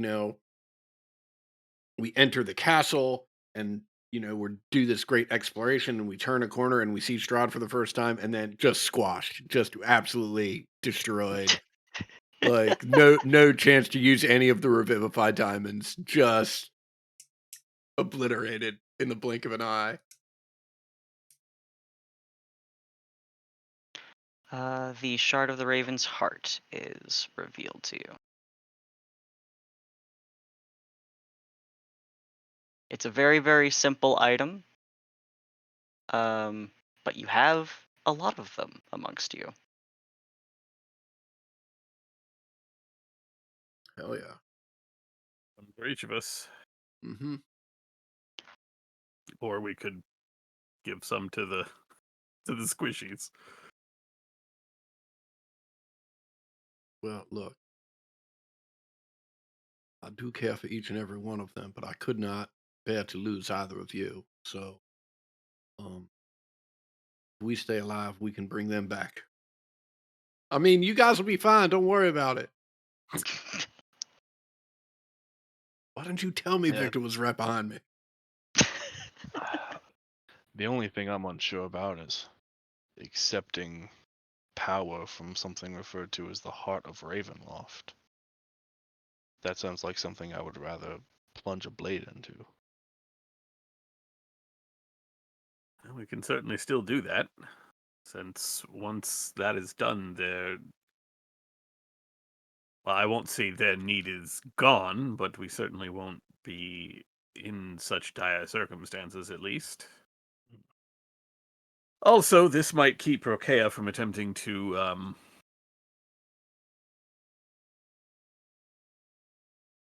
this might stave off Rokea's bloodlust a little bit. So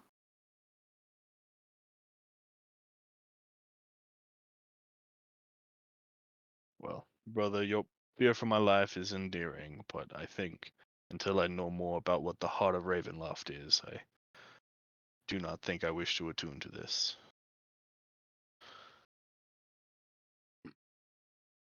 Well,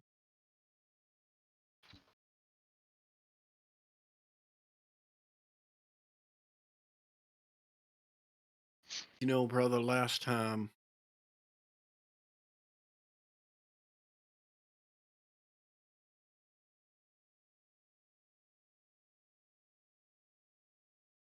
I suggested that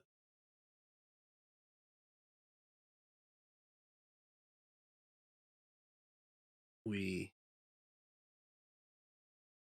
try and take advantage of the power of a vampire. You warned me against it, but I showed you it would be okay, and I have regretted it ever since. So if you don't think it's wise, I think this time I will trust your judgment, and I'll just put one of these stones in my pouch.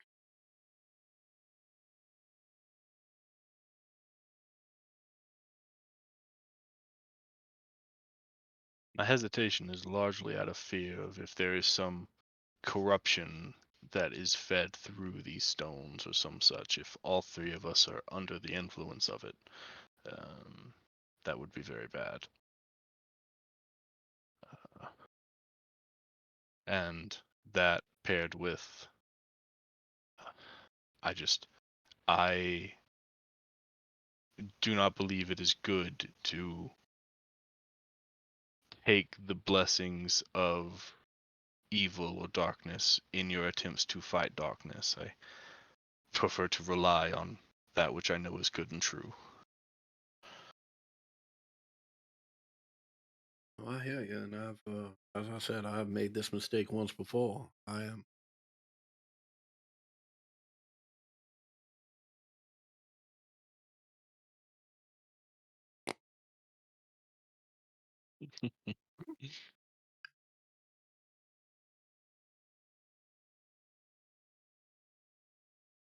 I am sure it is not a necessary component to our victory.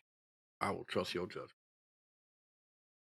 Now, Arium, if you want to keep Rokea from eating us, I think that's perfectly valid. Please And keep Rokea from eating us. should anything terrible befall you, I will be happy to do everything I can to undo it.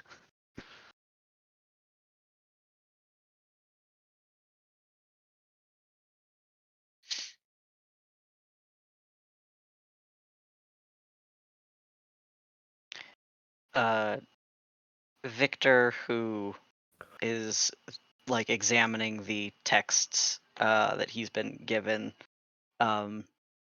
turns to his cloak that has been given to him a while ago, and rips a patch from it. And as it is torn in his hands, the scrap of fabric shifts into a satchel of gold. He looks inside, like brushes his finger inside, like counts, and he says, "Can someone go into town and get me some paper?" Sure thing.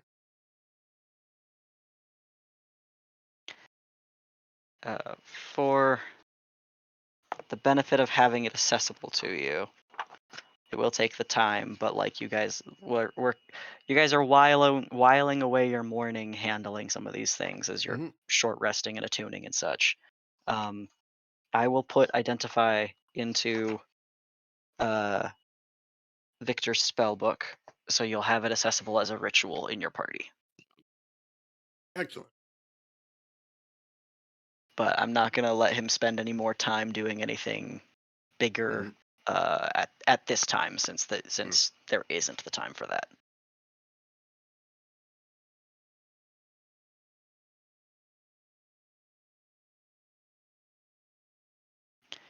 Ta-da!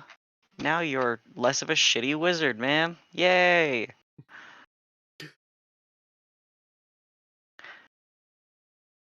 Okay. Is there anything else as you guys are handling this morning and reviewing your assets and plan that anyone wants to take care of immediately?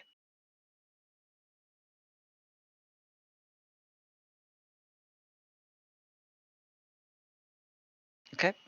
Then I think we'll take our 15-minute break and we'll be back at 11:25. And you can tell me where you are going next.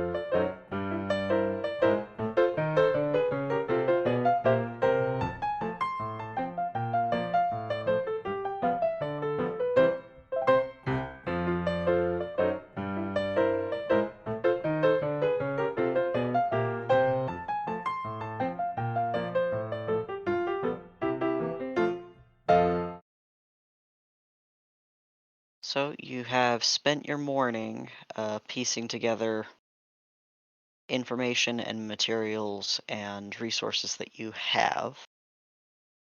The next thing you discussed doing was moving you and your crew closer to Ravenloft. I don't know if that means Village of Barovia or the road. Where are you guys headed next?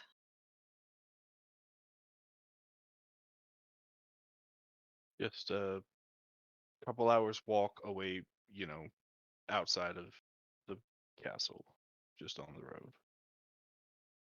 Okay. Like the village of Barovia, as the crow flies, is very close, but on the roads pretty far.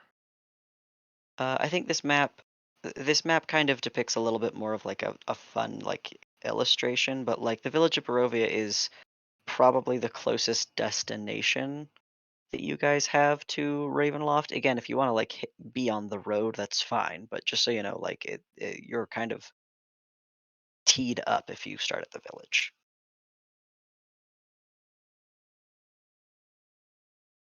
Then yeah, I mean, we might as well be, a little bit outside of the village. Okay. And wanted to tell Kristoff, Hmm? I think was his name. Who? The Arena's brother. Oh, Ismark? Ismark, yes, that one. Kristoff was the little boy we saved, never mind. Yes.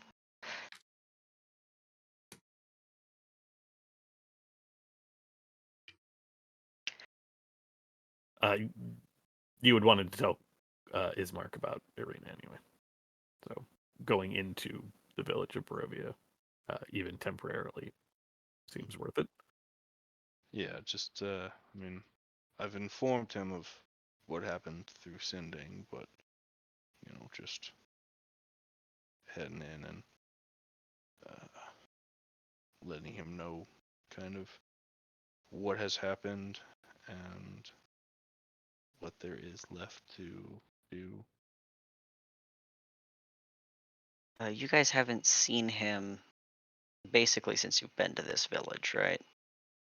Yeah, I just, after Irina disappeared, I cast sending to him and let him know that she was safe, but she was gone.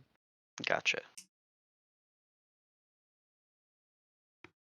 Okay.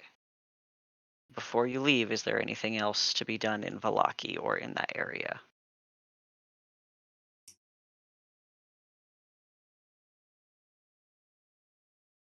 Okay. So you can collect your chariot of wealth. The dusk elves who remain wish you well and luck, and you can move to the roadside um, across the troll bridge that you guys had bumped into in your first few days within the land of Barovia.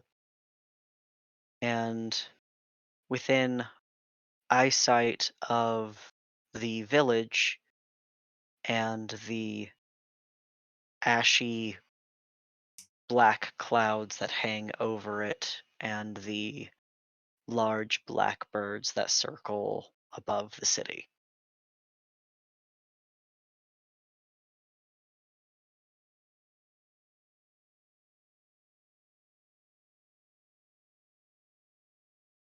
What steps are taken now?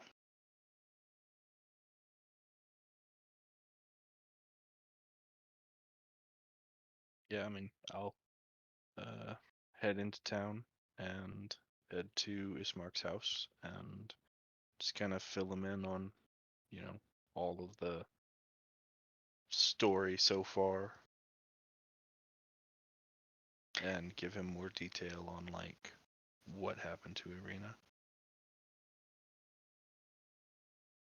As you approach the city, the dark clouds above, they are not the overhanging heavy rainstorm or mist that you are used to and you can smell the ash in the air. The earth itself is damp. It has rained here recently, but that reek of burning is still sensed. You hear crows crying from the sky above, and this city, as quiet and still as it was when you had first been here, there is a sickening stillness now. There are not people in the threshold of doors. There are not windows that have been shuttered. The hinges that covered windows and that held doors sealed and barred, and windows closed, have been rent. Many walls look like they have taken to fire damage. Um, and there is, as you enter the city, in addition to the smell of ash and cinder, there is also that of blood and decay.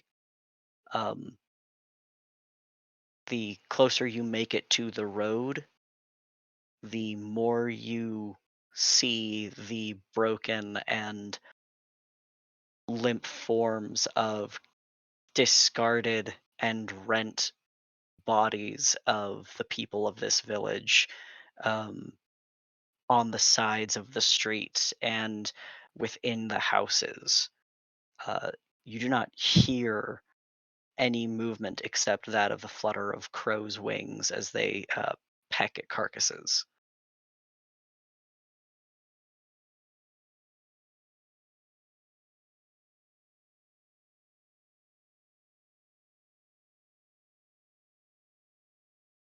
You can make it to the burgomaster's house where Ismark lives. Um, the heavy bolted door that you remember has been ripped free. The furniture is discarded across the household, and there is sprays of blood and gore across the rooms as well.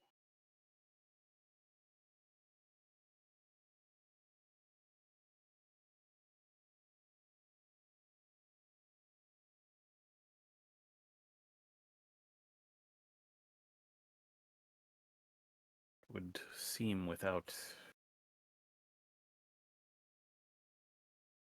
perhaps without Arena, that Strahd has taken some vengeance upon this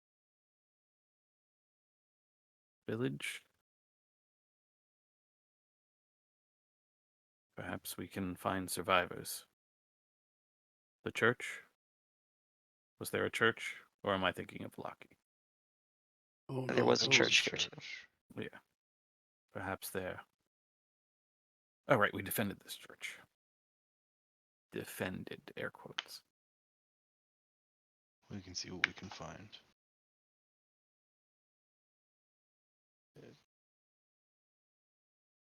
Brought anger with us. He seems to have taken out on the people of Barovia.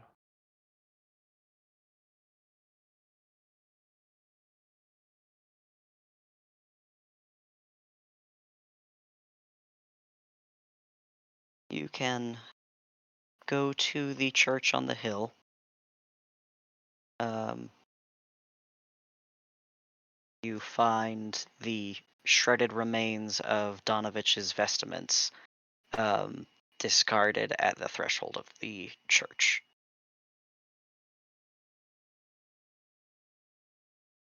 Do not hear anyone inside from where you stand outside.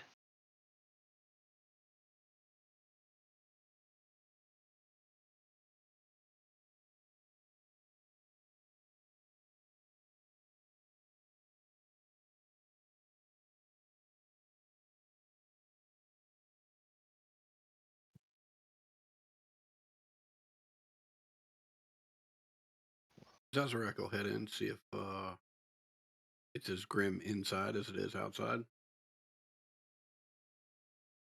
A lot of the repairs that you had made when you were last here have been significantly undone. You do see the evidence that people had come here to shelter, but it had not saved them.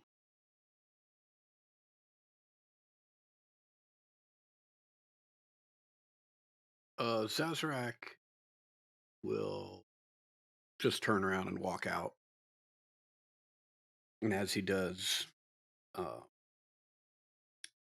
says, well,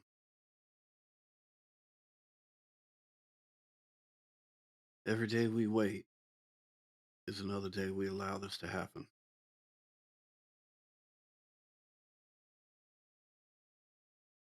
It's time, friends.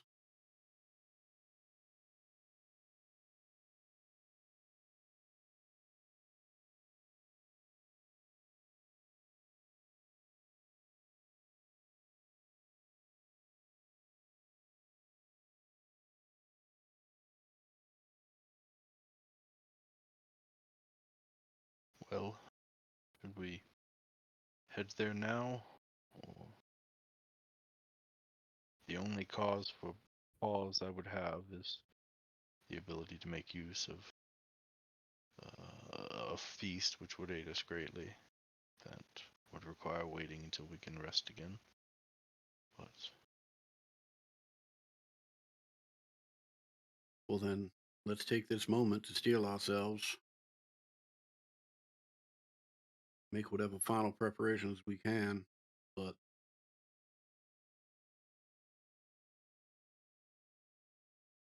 it is yes, time we bring the fight to him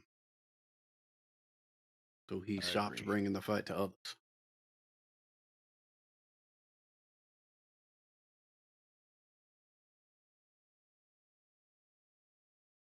Well, let's head back to the camp and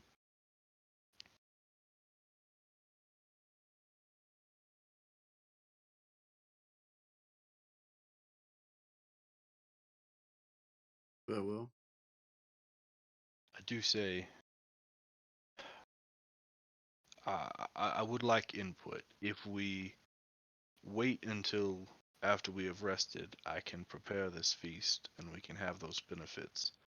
If I do that, I will not be able to cast Sunbeam or heal at the 6th level. So well, are you talking about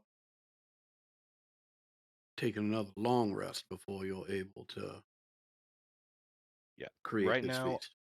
Right now, I do not have Heroes Feast prepared, so we would have to Okay. long rest for me to prepare Heroes Feast. Generally, like the super cool hack is to cast Heroes Feast, take a long rest, and then Mm-hmm. go fight. But Right. I can't do that. So like if we do Heroes Feast in the morning, then that's my 6th level slot gone. Mm-hmm. So I won't be able to do like Sunbeam. And I just want to like, you know, what do you guys think? Should we do that anyways? Or do we want to just go there now and not worry about the Heroes Feast? I think we're counting down to, if not the last day, then the last maybe 30-ish hours of our thing. So Yeah. taking a I mean, long this rest is is the last certainly day. a risk. Yeah. Yeah. Yeah. With that in mind, I think like having the Heroes Feast is not worth losing like your hit points and your strength boon and stuff. So I think we just go for it.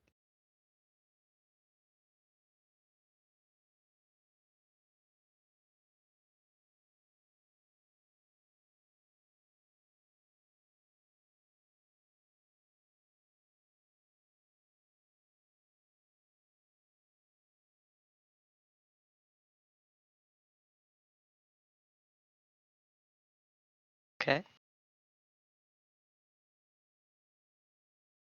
Are you approaching by road?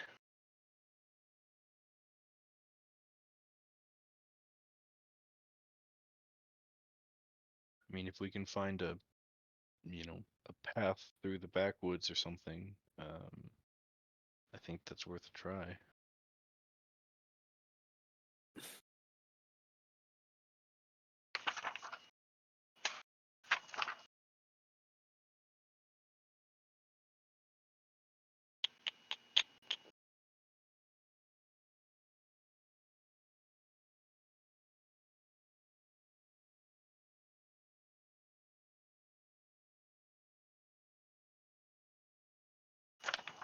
Trying to think of the best way to negotiate that.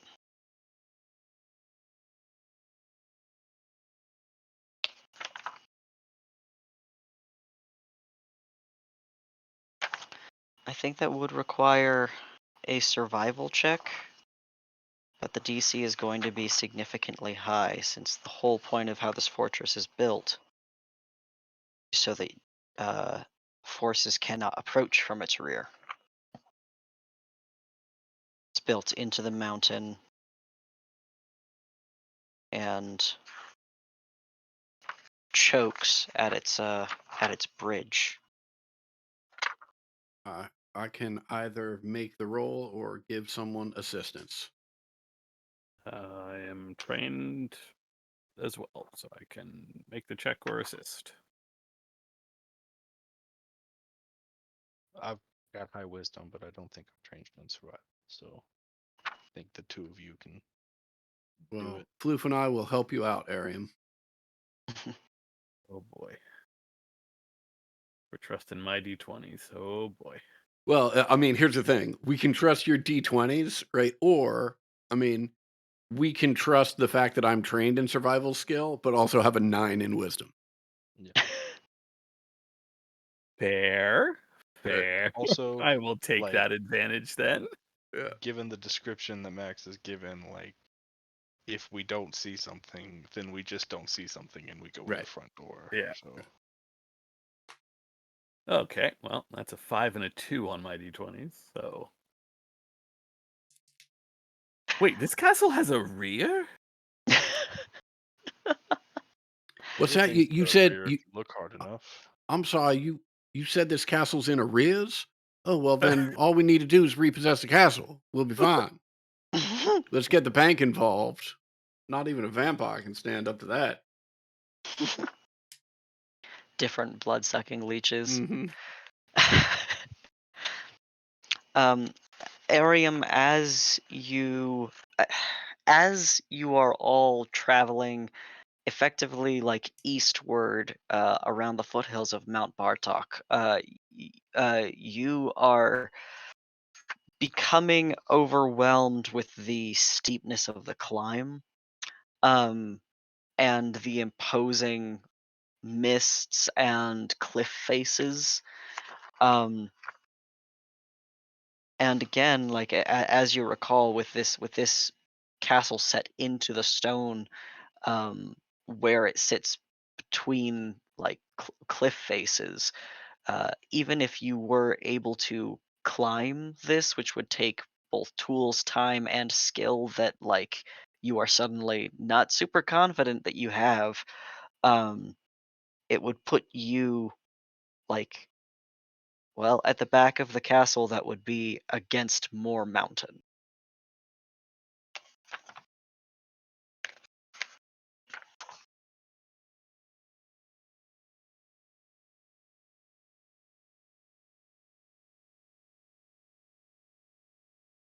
All right, front door it is. Yep.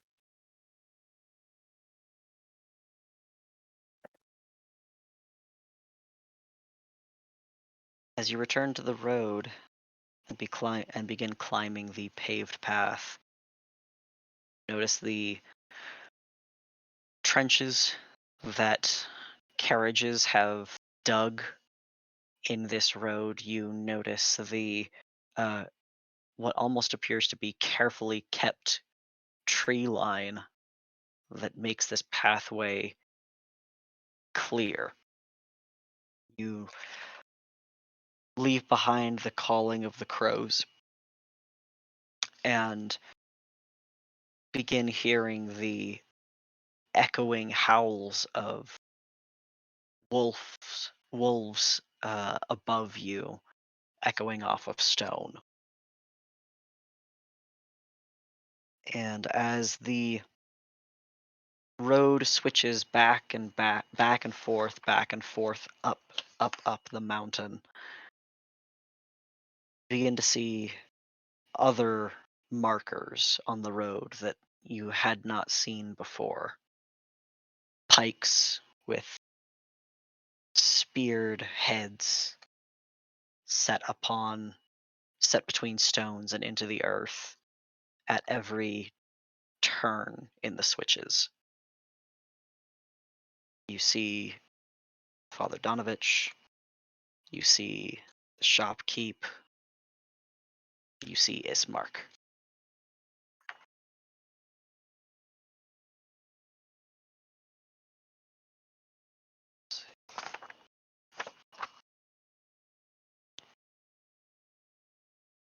The clouds above begin to thicken, roll. You hear thunder. You see no lightning, just the weight of clouds against each other. Then you begin to feel rain. It becomes cold and slick and dangerous. You can see creatures off the side of the road that are watching your passage, even prowling and pursuing. Nothing breaks the tree line until you are faced with where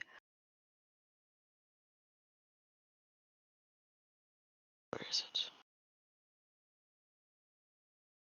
The guardhouses that stand at the portcullis gate, beyond which stretches the bridge over the chasm, and beyond that, the dark spires of the castle.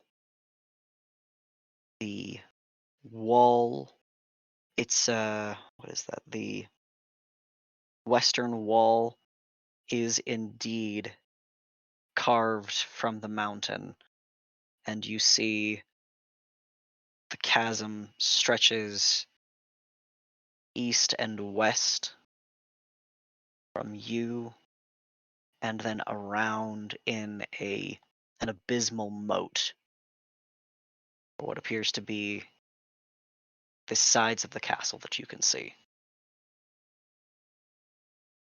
You know that beyond the first stone walls is the courtyard.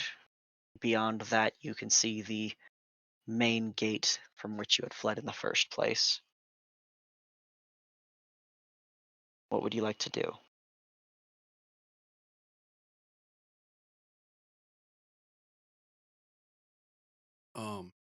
One, Sazerac will activate the Sunblade. Mhm. Two, what is the moat filled with? Is it filled with anything, or is it just The moat is just the chasm. right? Yeah. Okay. So, if you peer out, all Mhm. you see is white mist, and that looks like it is hundreds of feet below. Okay.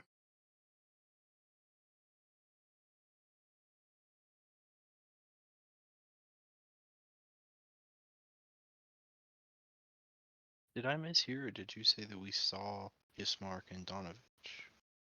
Their heads Uh, Oh, okay. on pikes. Yep.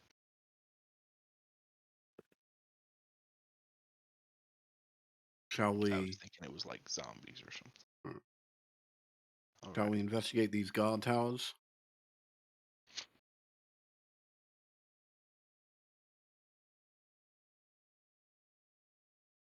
Well, it's good to make sure there won't be enemies behind us. Whatever gets us through fastest, I suppose. Yeah, I will enter the guard tower on the left. All right. Okay.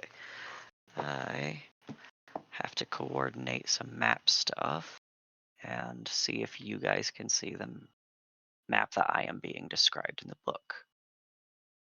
Oh, what the fuck?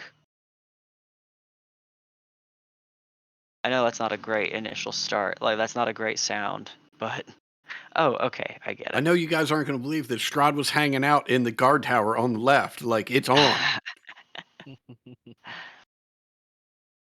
Let's see. The guard tower as you approach. Let's see. Come on, map. Make sense to me.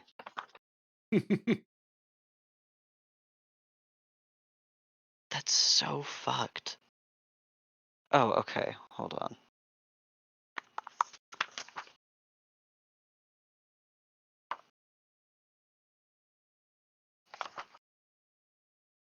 Why do you just say your location J as if that makes any goddamn sense? Hold on.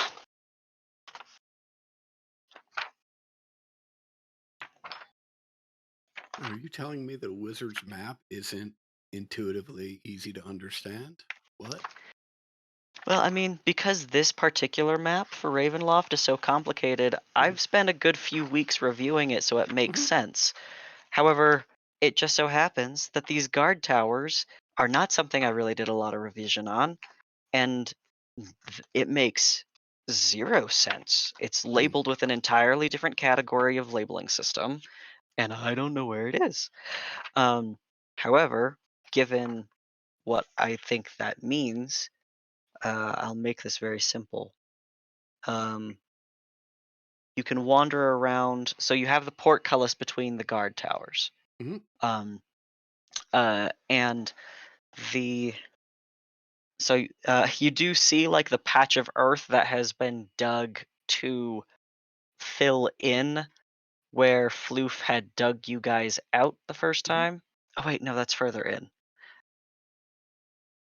Is that further in? That is further in. My apologies. The portcullis is on the uh, walls to the watchtower that is like surrounding the courtyard. The Okay. guard towers that you're like closest to are Yeah. on this south side of the bridge that you guys are currently at. Does that make sense? Yeah, so we'd have to cross the bridge to get to the portcullis. That is correct. Yes. Okay. Yeah, I want to check out the guard tower. I want to check out both the guard towers. I'll start with the one on the left just to Mhm. ensure A, that no one or nothing is in there, waiting to jump out at us as we're on the bridge. And Mhm. B, or B, just to make sure no one's in there that's going to like pull some lever that's going to make this bridge fall apart as we're halfway across it. Right. You see the arrow slits in these guard towers. Mhm. You don't see any light coming from them. You walk around the backsides and you do see iron-bound doors with built-in locks on the north side of the towers.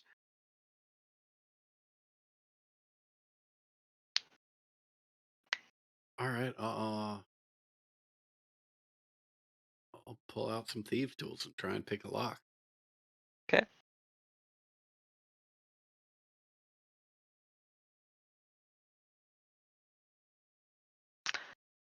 It's very. I know you're dex based, Mhm.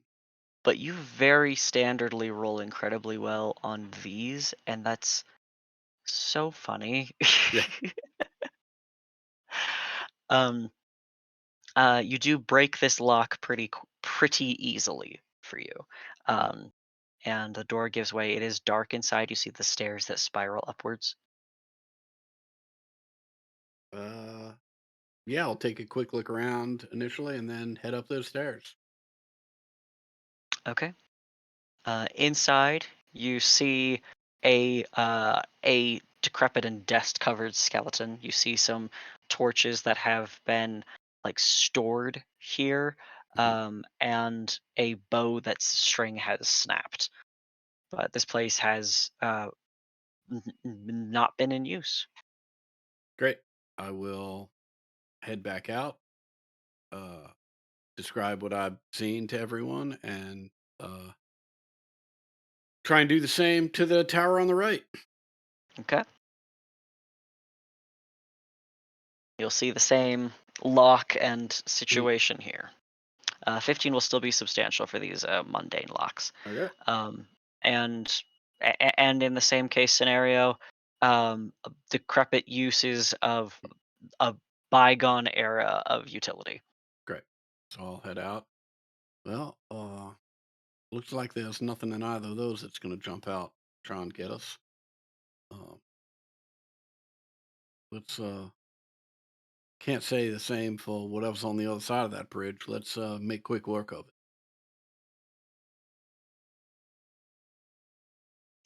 Right. The 6 of you begin crossing the bridge.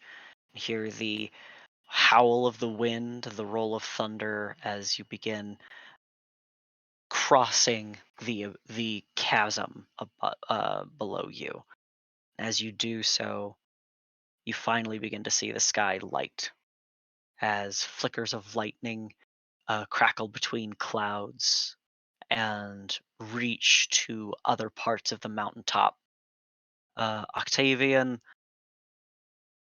kind of smiles and has a bit of a look of relief on her face, um, uh, and just Uh, braces a little bit, uh, fixes her armor. Octavian, that's a weird reaction.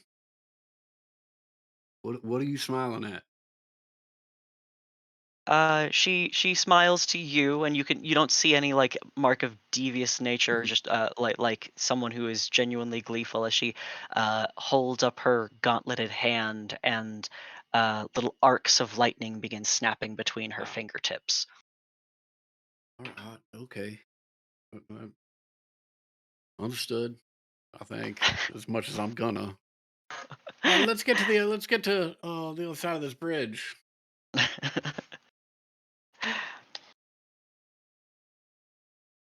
Let's see.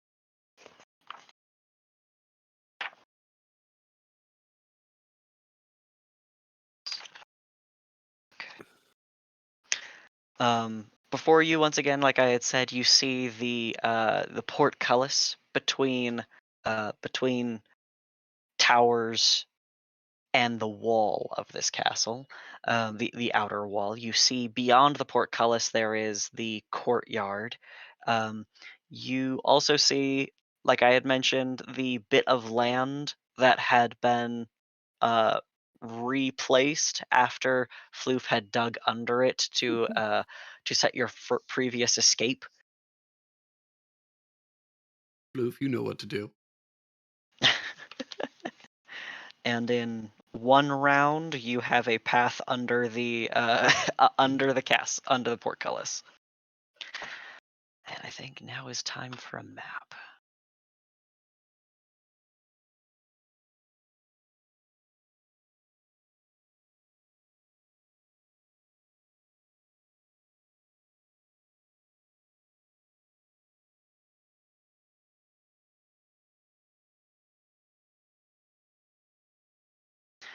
There are castle spires on either side of the entryway. The light from inside the castle's open doors spills out onto the patchy grass of the courtyard. Let's see. Uh, High above the entrance, you see a round window with shards of broken glass lodged in its iron frame. Let's see.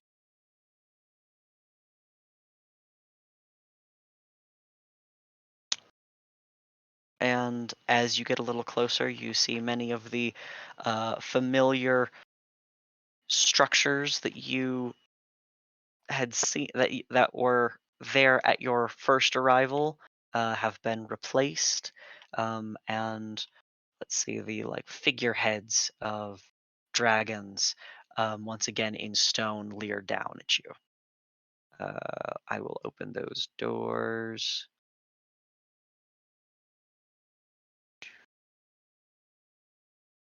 Wait, you guys can open the doors, right?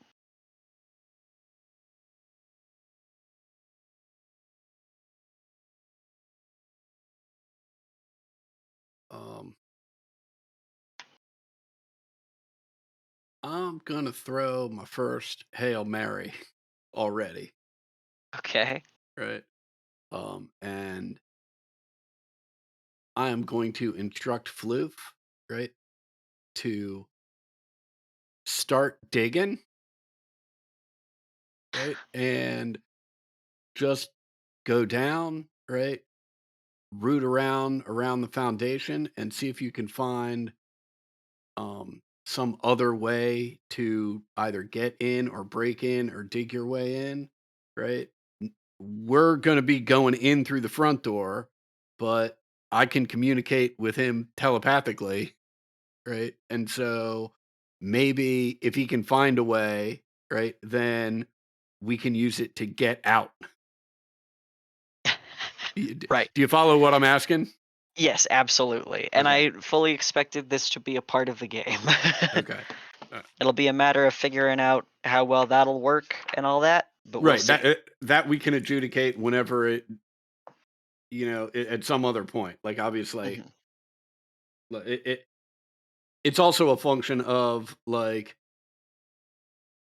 look, I love my boy Floof, but he has already proven not to be super effective in a fight with his 22 hit points. So this is the one additional skill he's got. Let's see if we can make some use out of it. I'm also going to briefly put you guys on a different map so that you can see the. I should have integrated these maps a little Mm. better together. But like from where you are outside, Mhm. right?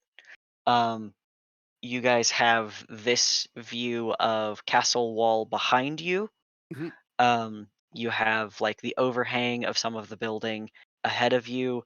Right here, if you no, you can't see. Like beyond that point is that main door. You have the towers that are here. Mhm. So I've got like this map here is the like outside, including the walls. But the map I had you on a second ago is going to be the like interior. That's going to be a little more functional. Right. Okay.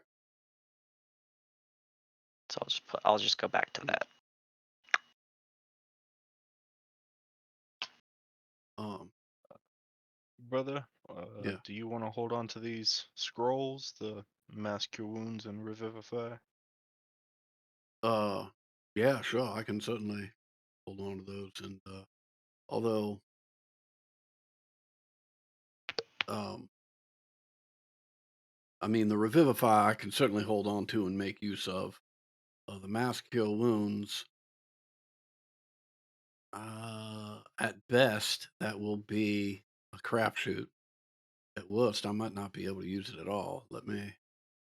Well, I mean, I don't mind hanging on to it. That's Mm. one of my favorite fifth levels, but uh, I personally, I didn't know what level spells you had or not, so I didn't know Yeah, if you no, had. I've actually got Revivify, but obviously I've only got Paladin spell slots, so having a scroll of it um, will certainly be helpful. Um, I don't think I can cast Mass Cure Wounds, right? Which means I wouldn't be Okay. able to use the scroll. Mm-hmm. So why don't you hold on to that one, and I'll take the Revivify scroll. Okay, dope.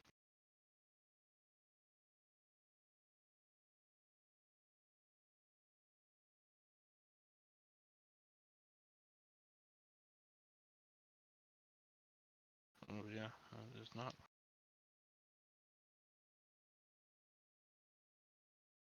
Um, what, if anything, should we do about the stone dragons and gargoyles? Is there think there's any shot of us pulling those down and destroying them before they come to life and attack us?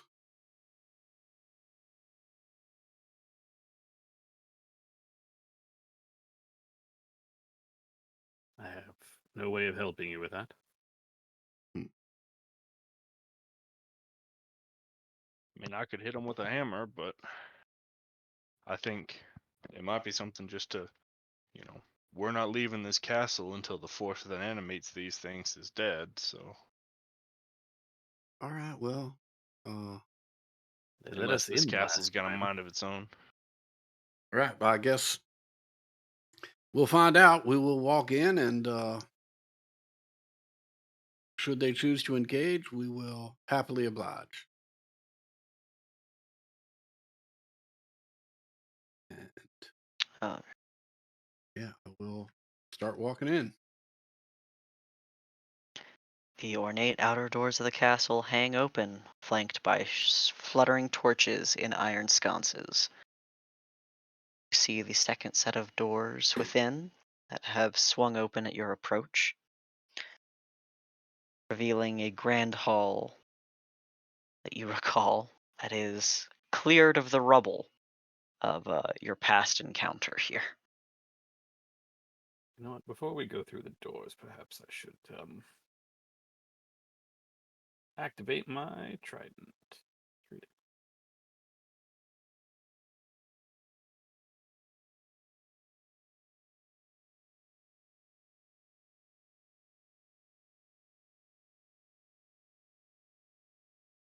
That key- Yeah, and actually, I will use a few actions just to extend the radius of sunlight that my sword or my scimitar is emitting until it's at its max 30-foot radius. Okay.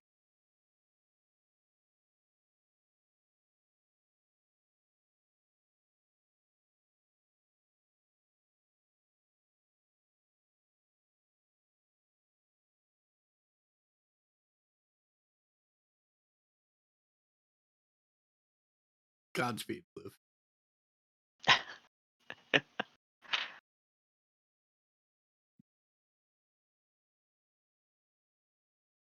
One of my most lovable and dumbest D&D decisions. Godspeed.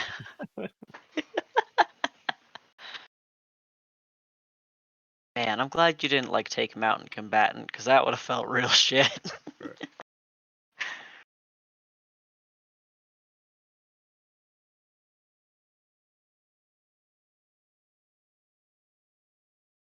All right. Well, All right, in we let's- go.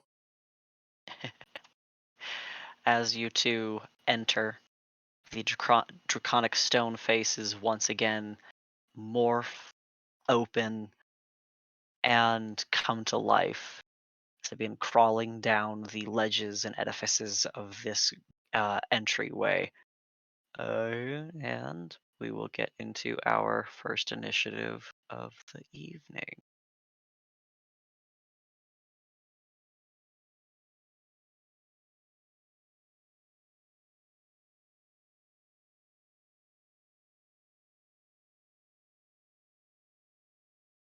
All right, those are some nice initiatives right off the bat. Can work with that. Ooh,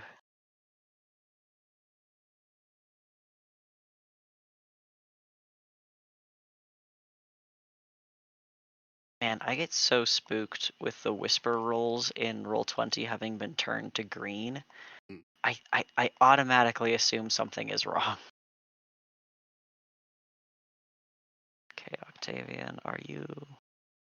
Okay, great.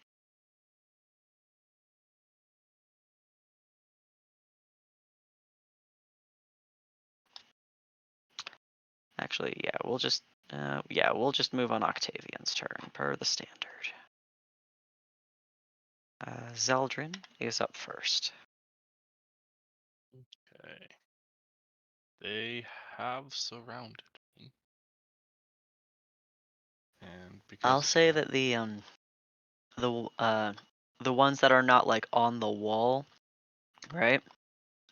These ones are 10 feet like on the like ceiling walls and are climbing down. Um, oh, that stinks. oh,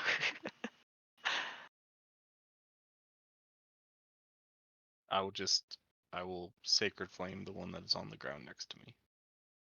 okay.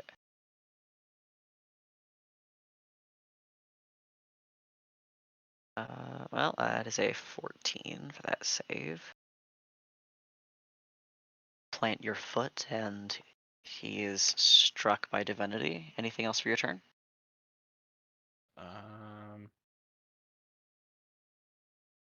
No, no, that's it. Okay. Arium.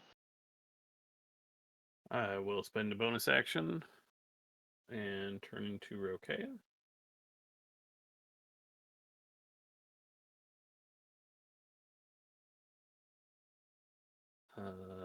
This one.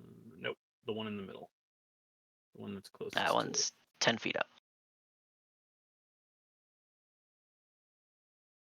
It's like crawling down currently. Yeah. Okay, then yeah, I'll attack that.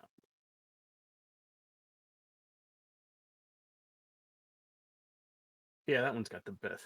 I know these things breathe. They did that to us last time.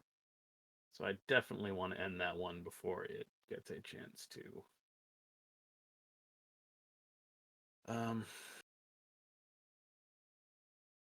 Breathe on me. And everybody. So I will start with Triton attacks on that.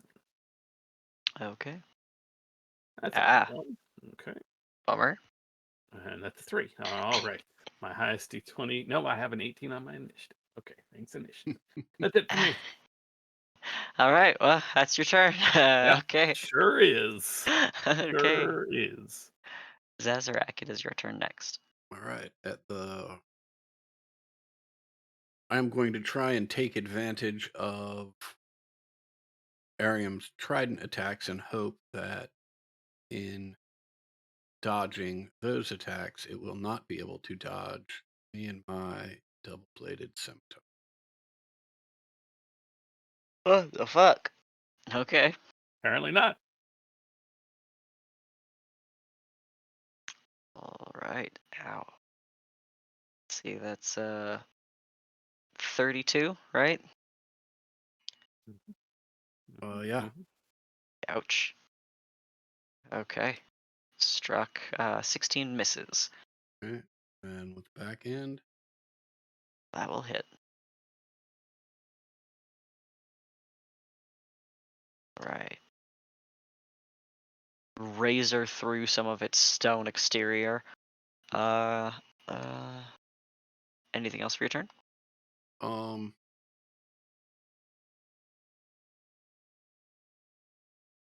no, that's going to be it. Okay.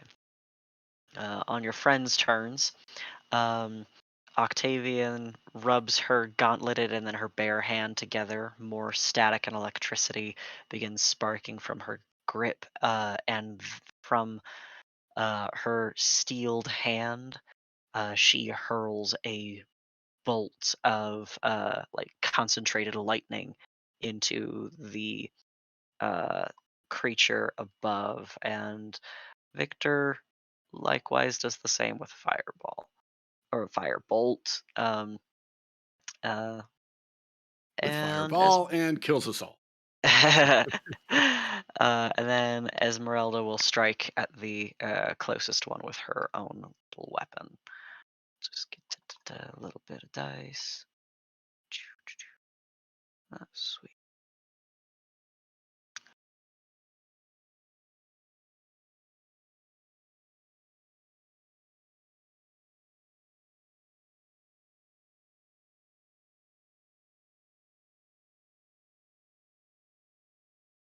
Okay.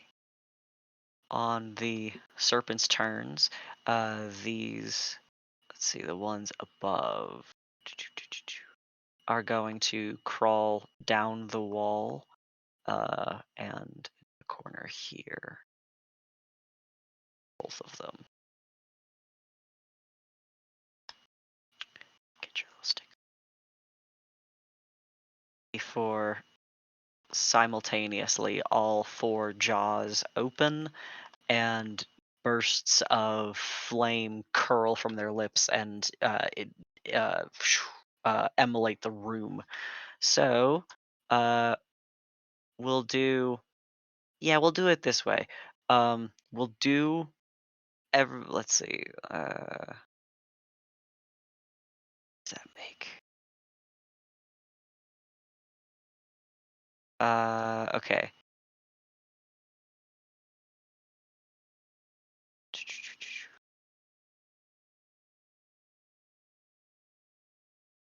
You know what?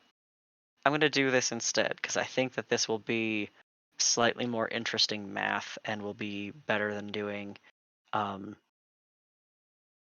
yeah, I'm gonna have all of you guys roll one deck save each, and I'll do a little bit of quick math for the like dice and do a little bit of uh, averaging instead of making everyone roll 4 deck saves and then have to do all of those unless you guys want to do the separate math.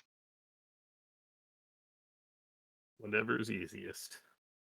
That will be me casting a fireball basically. I'll do that. All right, that is 1 deck save for everybody. Oh my god, Ted. He's got a Um, plus whatever. Well, he's actually got, everyone's got +4, but you've also got Mhm. That's The factored in. the Stone of Luck is factored in. Jesus Christ! I rolled a 1. Right? Holy moly! That's my Yeah, your D20s are third one or absolutely out to something murder tonight. you. Hey, but a 14 is still a good number. Like that might still save, you know. No, but I mean, he said the 4 points and the Stone of Luck; those 5 points are already factored in.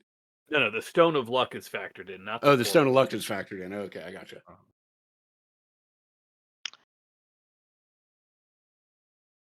Right. Ooh. It may come as little surprise, but Octavian, who is coated in steel, is not super great at deck saves. However, this may be one of the few times that Victor has made a deck save, which is good because I would have knocked him flat on his fucking ass. All right. Zeldrin, where's your roll? Oh, there it is. Okay. That is a. Hold on, Rokea. Is it the 10 or is it the 14? It's 14. Okay, that does actually save. um, what'll just be like the thing that is happening is just there's a whole lot of heat in this room, um, and as each like mouth of fire just fills this space and everyone is seared, the total damage is what is that? 39, halved for all of you who have saved, which is everyone except Octavian.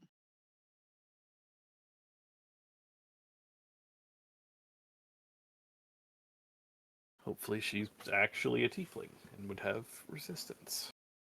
She is If not, indeed. oh, well, there we go. I was about to say, if not, sucks to be her. Right.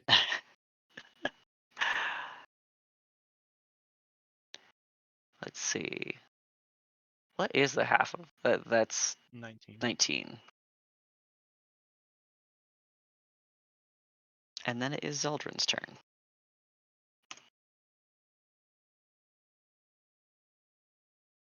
Okay, well, with 2 of them there on the ground, I will cast Word of Radiance.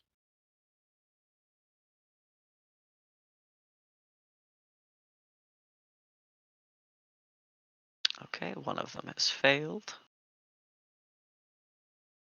Any bonus actions? No, no bonus actions. Okay, Rokea. Right here, we'll try to stab him again. Okay.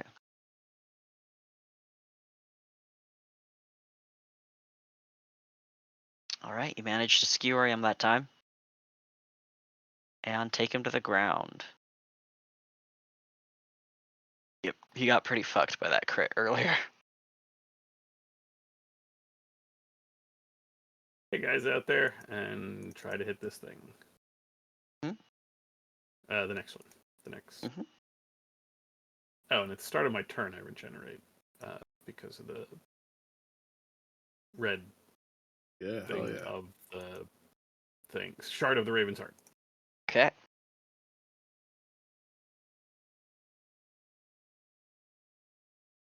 A 18 will hit.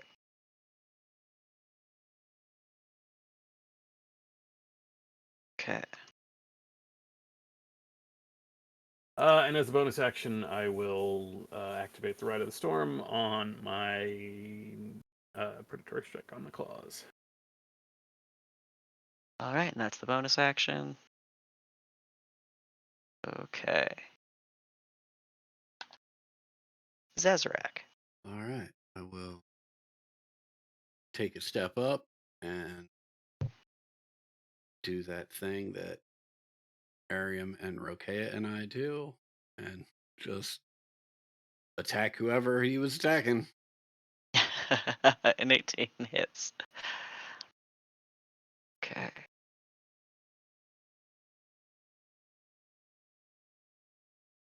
Nice. Okay. A 13 will miss. 13. Um,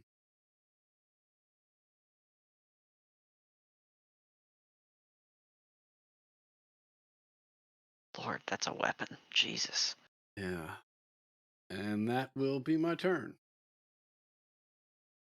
Okay. Once again, your friends will little bit focus fire now that they've got something. Let's see. Help you out, Zeldrin, a little bit. Okay.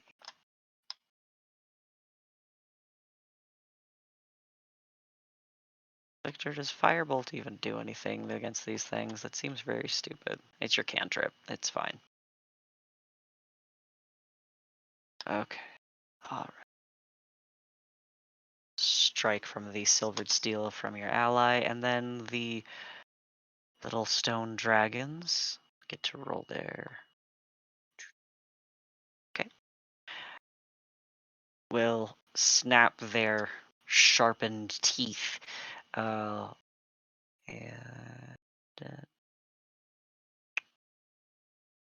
a 16 and then a 25 to hit Zeldrin. 25 hits. That is 5 points of piercing and 6 points of fire. Then I have a 20 to hit Rokea. That'll hit. Is 10 points of piercing reduced to 5 and 4 points of fire. Total points of damage.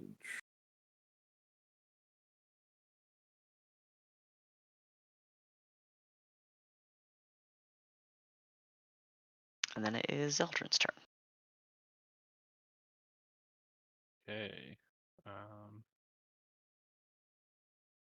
We'll go with another word of radiance. Trying to get these two. Okay.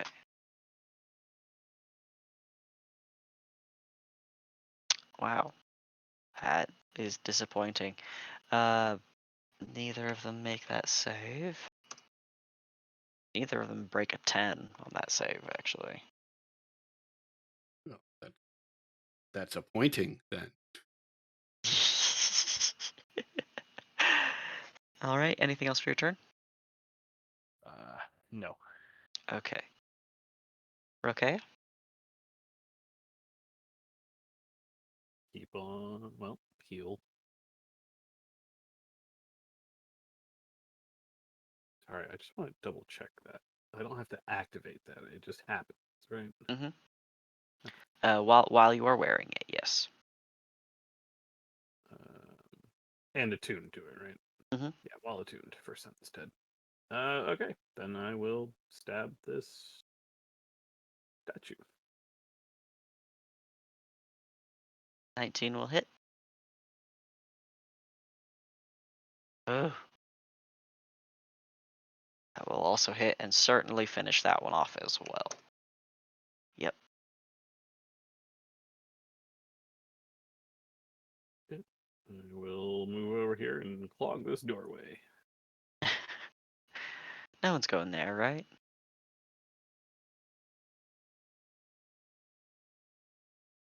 That's it. Okay. Zazarak. All right. I will roll down here and attack that fella. Ooh, ouch. Yep. Okay. Uh-huh. Take that one out. No. Move into its spot and attack the one in the corner Oof. and miss. All right. Your allies send their little volley. Esmeralda is going to back and dodge. And no fire breath, but we will fight at the Lightbringer here. Ah, they misuse Zazarak. And then Iseldrin's turn. Okay.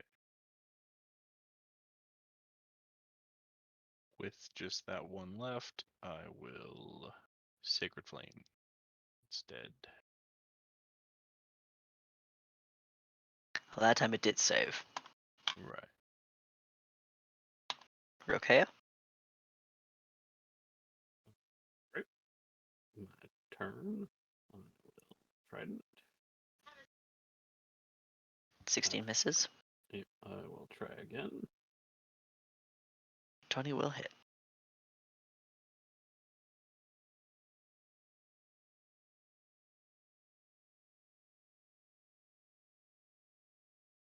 Don't think I don't see you all out there, and I will get through the doorway. All right.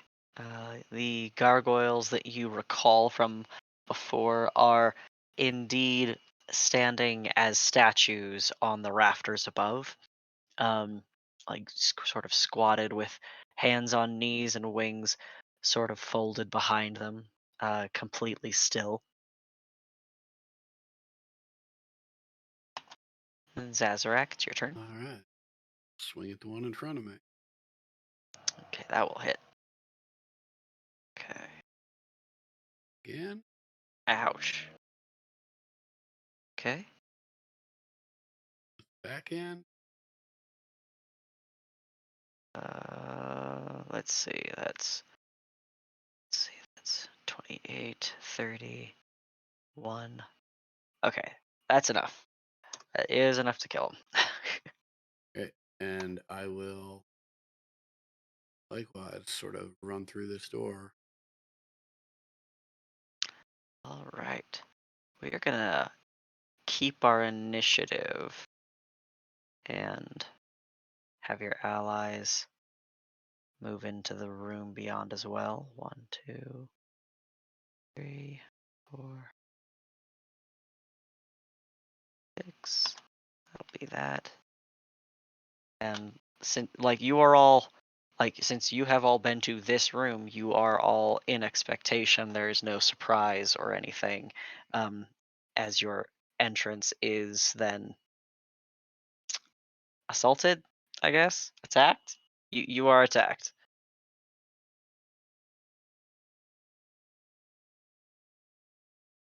Just get the Zeldrin. You can also take a turn. We'll have you.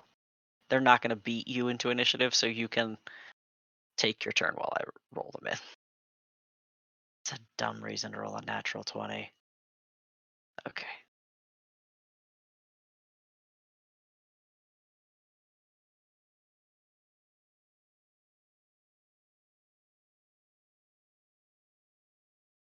I will move in Let me 30 check feet. where they are in the room. It's 8.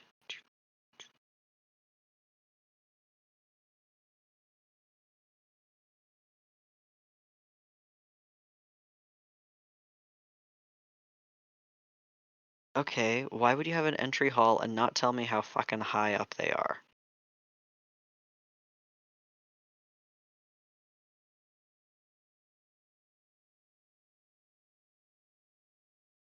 I think I'm going to put them 10 up as well, because that's the minimum that a room should be at.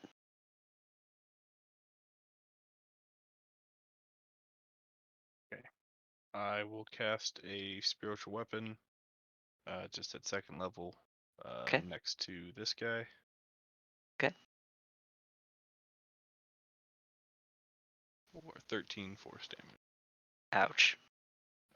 And then I will sacred flame him as well. Okay, they do not like those things. It's another dumb reason to roll a natural 20. That's stupid. Okay. He saved on that one. Yep. Okay. Rokea.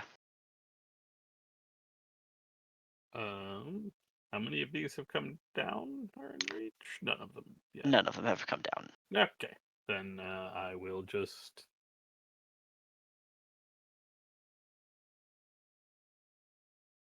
Feel like I should get more central. How high up are they? I think you just said, and I 10. have already. Okay. Yeah, I will just ready to attack one if it comes in range with my trident. Okay. Yeah, you're in luck. The one who's right next to you flies down.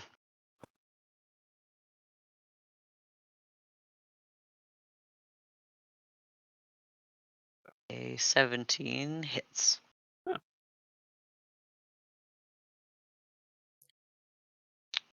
Huh. What's our deal with? Okay, magic item, magic weapons hit. Okay, great, easy math.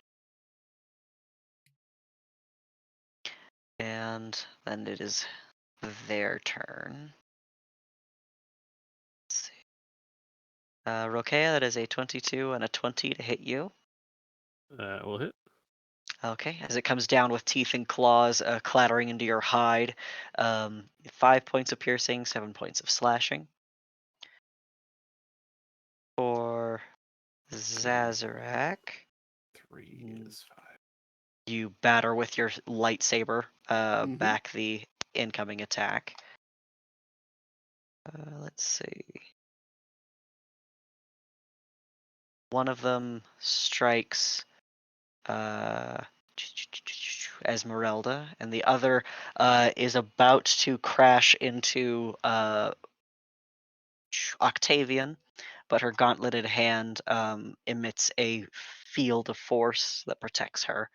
And then Zeldrin, an 18 misses. Is that correct? Yes. All right. You lift your shield over your head and shove the creature from dropping its entire weight onto you.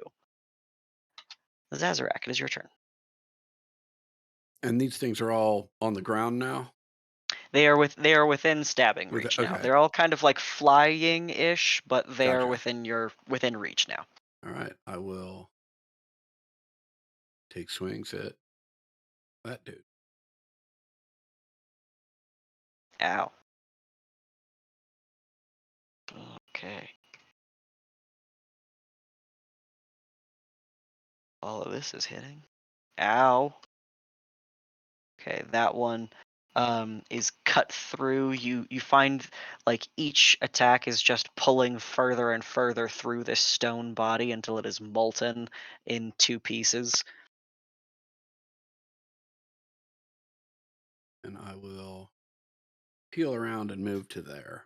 So I'll sort of spin around Esmeralda and this guy. And I think I will literally spin around. Excellent. All right, your allies take their volley to some better effect than others. Octavian's had some pretty good rolls as her little bolts of lightning um, just arc from her palm into target after target. Um, Victor's not doing so great this time round. That's another nat 1 for him. Zeldrin, it is your turn. All right.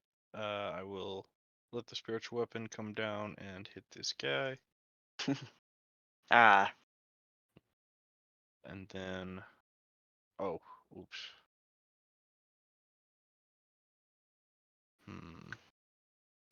Okay. and then I'll just spiritual weapon him or sacred flame. Okay. That is a nasty amount of damage there that he takes all of. Ow. Fantastic. And then I will just I want to step over one square, and that's it. Okay, Rokea. I will start in on the one that dropped down on me. I will switch out the trident and go for the claws and bite. Okay. All right. Okay, you manage to grab a hold of one of his wings, and you feel your grip cracking through the stone, but then stopping at Bonus the action. with the other attack. Mm-hmm. Okay. Yeah, I was. Right. Oh wait. Yeah, that takes him out. Yeah, you feel the resistance of the stone in your hands, then just put your other hand onto his other wing, and pull down until instead of rending, you just hear the crumble as the form is broken. Ooh. Any movement from you? Yeah. Excuse me, Victor.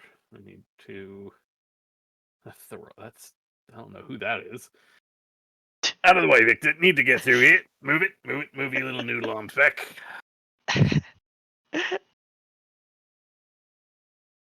That's it. Okay. The gargoyles spinning to meet the incoming twirler. 22 to hit Zazarak for 6 points of slashing.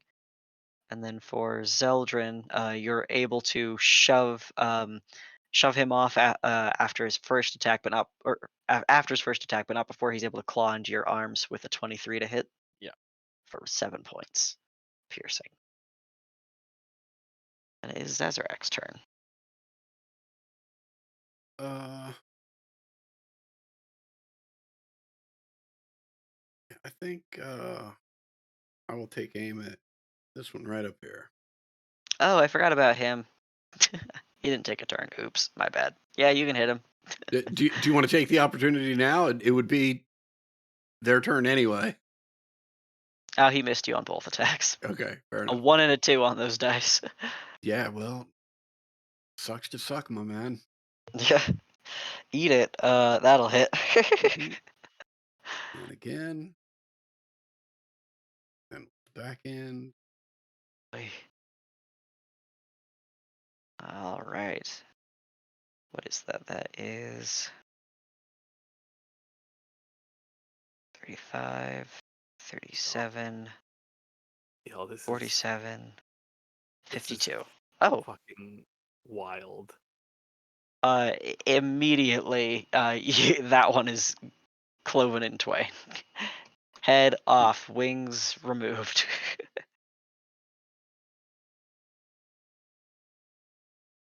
I'll just turn around and look at the one in the middle. Looks like you're in a sticky situation. Okay, turn. Excellent. All right. Your allies are able to dogpile a little bit, although many of them whose focus is a little bit more ranged oriented are in a little bit of a bad spot. Let's see. The silvered rapier does at least spear through one of the wings, and then it is Zeldrin's turn. Hey, yo, whoa, watch that. That almost came through. I will cast Word of Radiance to hit these two guys. Mm-hmm. Oh, come on. Oh shit. One of them failed. Yeah. And So- then spiritual weapon on the guy next to the spiritual weapon. Okay. Oh, ouch! That'll miss. Completely un-D&D related. Uh-huh. Apparently, there's a coup going on in Moscow. Not Moscow, but in Rostov right now. Holy shit. Oh, Huh. the Wagner group that's been doing all the fighting in Ukraine got Uh-huh. shelled by the Russians this morning. They got shelled by their own people, Oh, and they just wow. turned around and have marched on Rostov, Whoa. which is hours from Moscow. This is. I'm just looking on Twitter, and there are literally columns of tanks rolling through their streets right now. Oh my god. And most of the soldiers are just like, "Hey, welcome home." There's very little Wow. fighting going on. Wha- That detail right there, that's the wildest. Like, that's, oh my God. Oh. All right. Sorry, carry on. That's okay. Ted, it's your turn.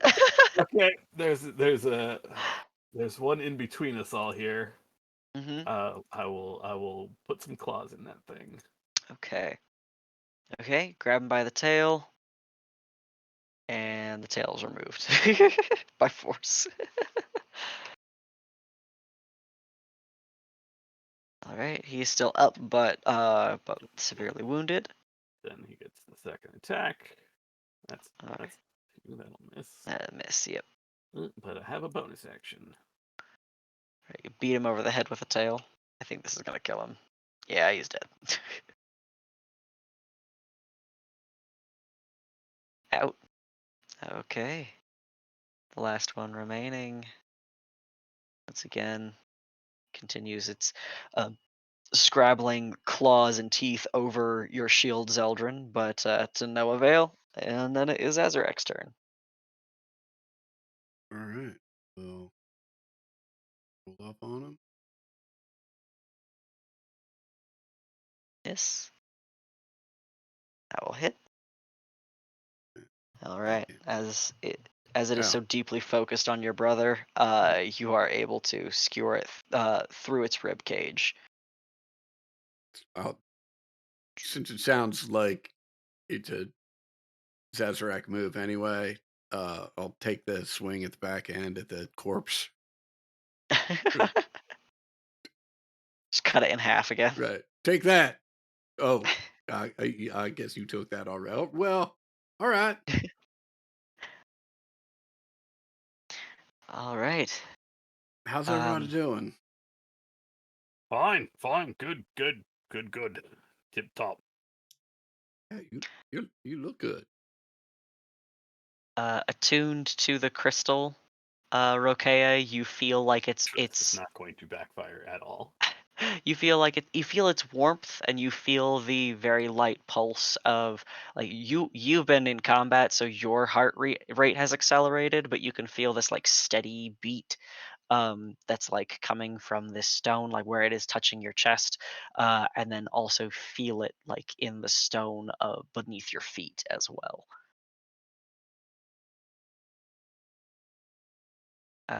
But everyone else looks a little scraped up. You know that like the sounds of steel and stone were not quiet, uh, but as the rubble clears, and Esmeralda kicks a stone gargoyle's head a little bit away from her, it is fairly still.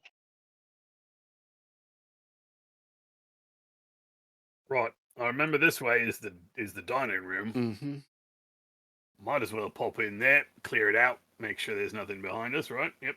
I'll Agreed. just run down and take a look.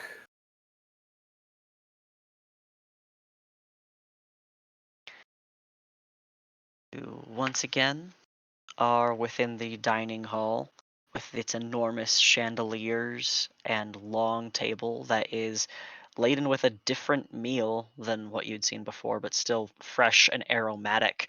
And that glorious pipe organ on its far side, which is now silent and still.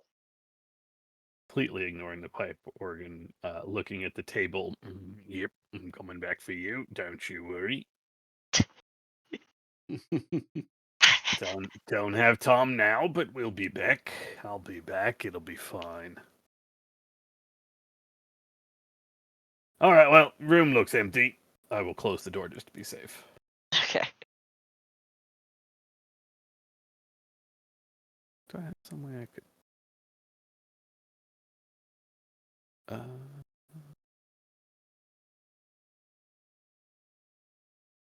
Well, I have spikes, but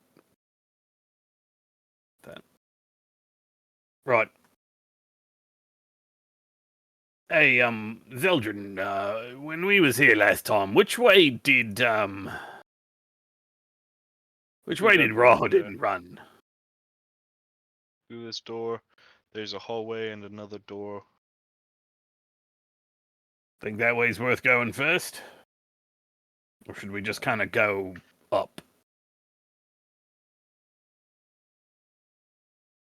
I think it's worth heading that way. Seems as good as any. See where he was fleeing to. Actually, that's a good point. He was fleeing. Must mean there's a way out back there. Probably not a bad idea to know a different way out of here. This stairwell, does this go down, up, both? It does go down and up. Okay. Yeah. Zeldrin, you open that door to a grand hall choked with dust that stretches into darkness ahead. There are webs hanging from the arched ceiling in drapes and clogging about this far in to the room. Um, so thick and opaque that like as your brother stands behind you, the light from the sun blade catches on a mass of incredibly thick spider webbing. There are life-size statues of knights lining the hallway on both sides. You can feel, and it looks like their eyes are upon you. Hey, In Victor, you think you can immolate some of these webs for us? uh, as you call him, you see amongst the webs as well. There is token stretch, um, uh, a bundle of web specifically, rather large, um, suspended mostly from the ceiling, but like within this cluster. Um, I would like to light a torch and throw it over my brother's shoulder into this hallway that I can see that's filled with webs. Okay, yeah. The dust catches only slightly, but the webs immediately incinerate. The bundle, let's see.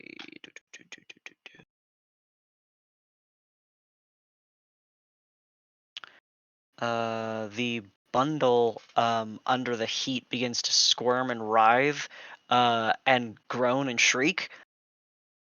Um, I'll run in there and try to grab the bundle and run it out. Okay, why don't I'll you? teleport next to the bundle, grab it, and run it out. Okay, I'll give me a dexterity check against like the fire coming or the fire around you. This isn't like super high risk fire, but dexterity save. Well, then +1 to that. Okay. Okay. You'll just take 1 point of fire damage. You can haul the writhing, still squirming, fighting bundle out. Please be I'll Rahadin. Please be Rahadin. Please be Rahadin. I'll chuck it on the ground and then pull out a knife and like start, cutting the webbing off. Okay. Um, as you do, the smell of burning flesh and then mildew reaches your nostrils as a partially dismembered figure writhes free, spitting and like grasping, groaning and fighting. This will be a little bit of initiative as you reveal a zombie. God fucking damn.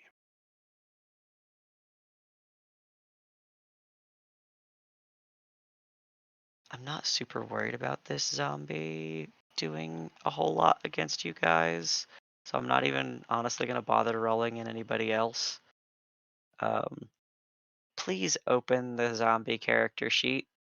Please. Please. There we go.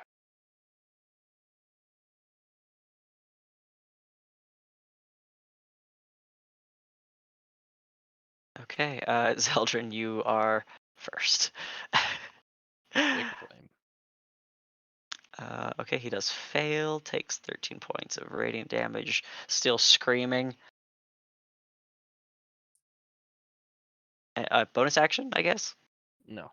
Okay, Zazarak. Die again, I guess. 30 will hit. And slice through the form. Let's see, does that? Yeah, okay. He dies. Okay, great. Stops moving. Do we have to light these things on fire? We just pulled it out of the fire. I can hug it back in there. Seems like a winning solution. I will turn the zombie over and shake it just in case there's anything in its pockets. 4 copper roll out. Chuck the body back into the hallway. It does By the not way, if take something long. like that needs to be done, just go ahead and let me do it, because I'll heal as long as I got this thing on. I mean, Like running into the fire, I mean, just to keep you in tip-top shape. and he does look real good, Sally. You sure we don't want to? Too late now.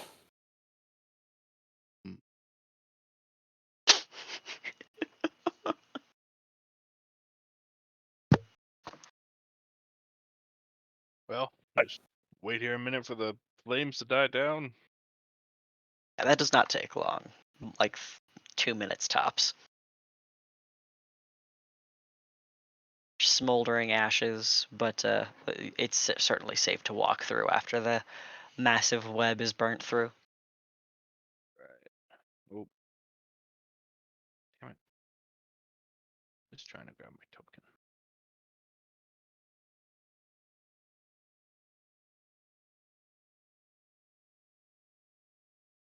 Ready? Absolutely. Dim colored light filters through tall, broken, and boarded up windows of stained glass, illuminating the ancient chapel of Ravenloft. A few bats flutter about near the top of the 90-foot high domed ceiling. A balcony runs the length of the west wall, 50 feet above the floor. In the center of the balcony, 2 dark shapes are slumped in tall chairs. Benches coated with centuries of dust lie about the floor in jumbled disarray.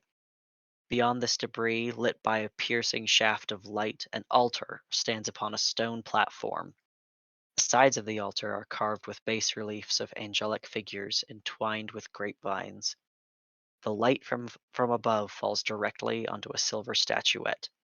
A cloaked figure is draped over the altar with a black mace lying at the floor near its feet.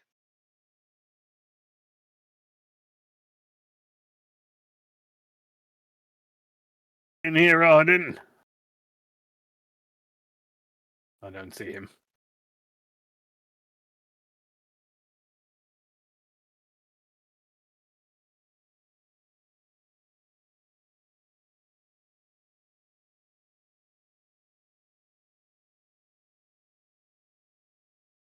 Like we've got some staircases up here.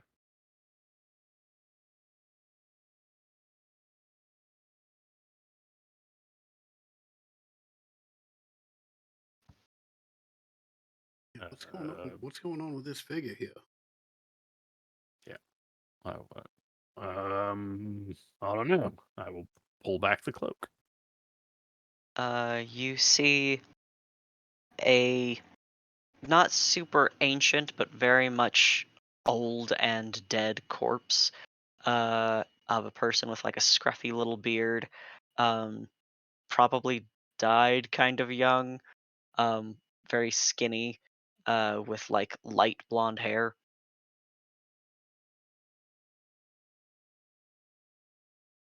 And a fur-lined black cloak embroidered with golden thread.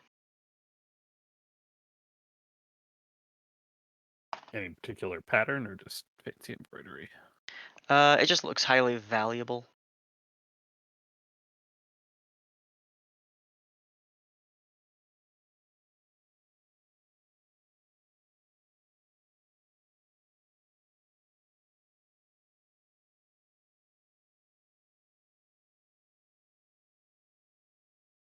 It is a good cloak.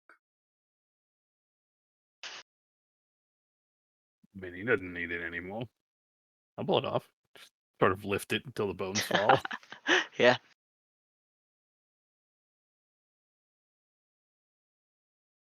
All right. Well, Here you go.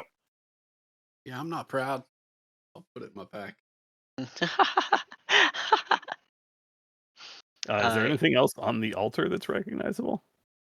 so the gentleman's wearing also like chainmail. There's the mace on the ground next to him, and and um,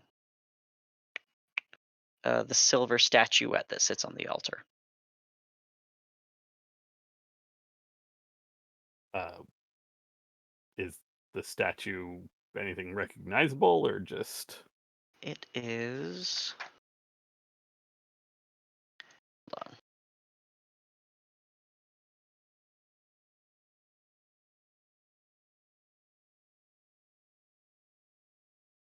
A kneeling figure that is crafted of silver. Oh, I will pick up the mace and use the mace to just sort of scoot the statue towards Zazarak. Don't All like right. that. Yeah. All right. Yeah, I'll hold on to that. You just grab it. Yeah, sure. Why not? Okay. Say, You turn it over. Hmm. yeah. Say, Victor, you have Mm. any way to tell if any of this stuff is magic? We should be concerned about any of this? As I'm already like handling the silver statuette and the cloak. Winging the mace around. Right. He says, with time, I could.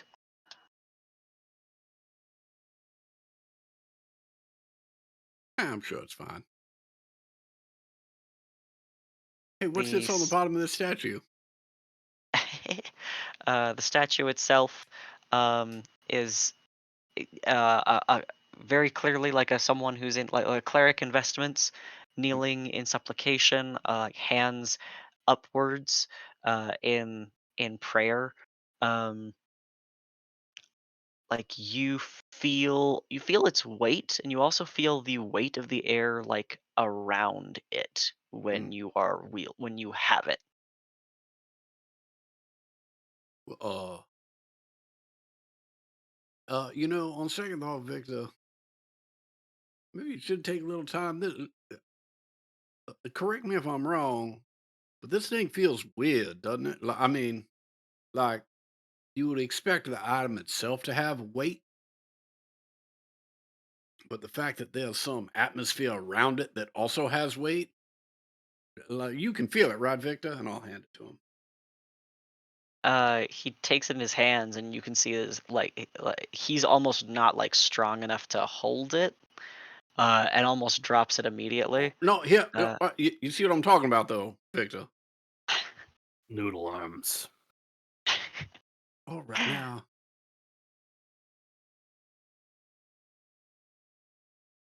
do we have time? do we have like 10 minutes? Is that about what it'll take, Victor? Eh, yes. Might as well. I think, you know, we're here to investigate and Especially if I remember the way you've done it, you can, Victor can keep that going, which could be useful while we're walking around this castle. Oh, yeah, that's a great idea.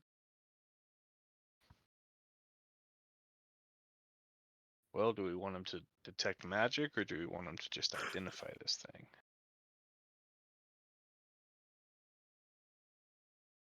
Well, I mean, Um, figure out what is magic first.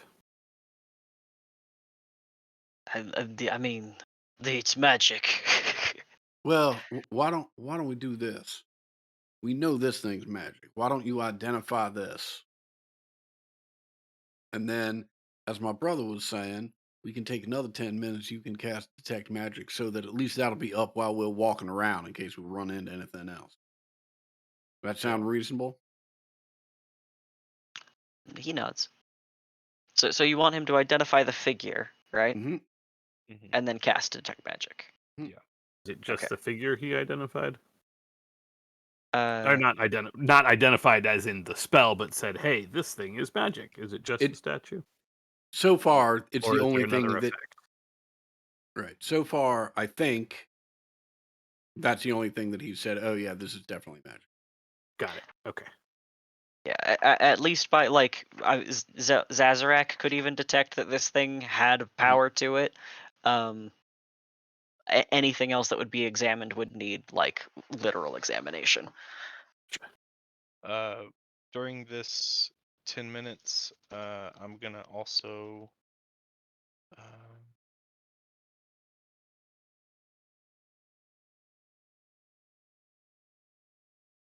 debating which spell I want to cast.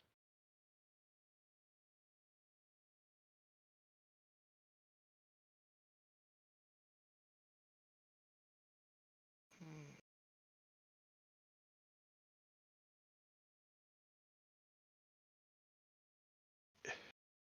2d6 10 times, or 2d8 plus 5 once to everyone.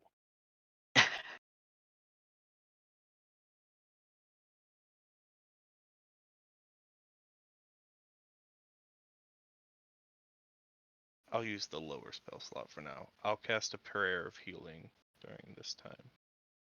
Okay, great. So everyone gets 14 hit points back. Excellent. Okay. Thank you. As everyone accepts the blessings of uh the Twilight Rider. Let's see. Um. Let's see. Victor can't help but like after the conclusion of his spell, as he's reading over his scripts and murmuring, um, he's also got sort of that like pleasant like self what's the word like pleased smile that like you'd kind of seen with Octavian earlier, as he explains what the icon of Ravenloft is. Um, at the conclusion of his spell, he reveals that this figure um, cannot be touched by creatures of evil, um, and that any anyone attuned to it offers the aura of protection from the light of the sun god.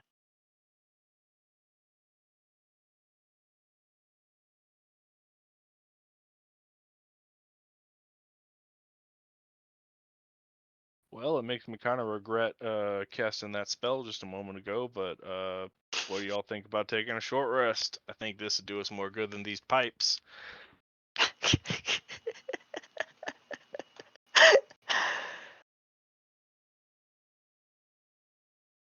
Yeah. Sure. Are we wanting to do that here? I mean, not the chapel, but the castle? I'm all for pushing on if we want, but I'm good either way.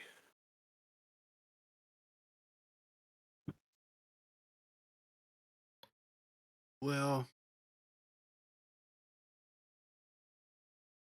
I suspect that the time may come when you don't have a choice but to take a short rest here in the castle. I'd prefer to keep those at a minimum. So perhaps we wait until that time. Sound reasonable, brother? Yeah, that works. All right, I will hand you the. Okay. Gotcha.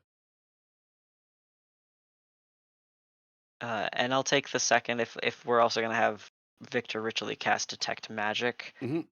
to also say that the mace that was found in here is magical.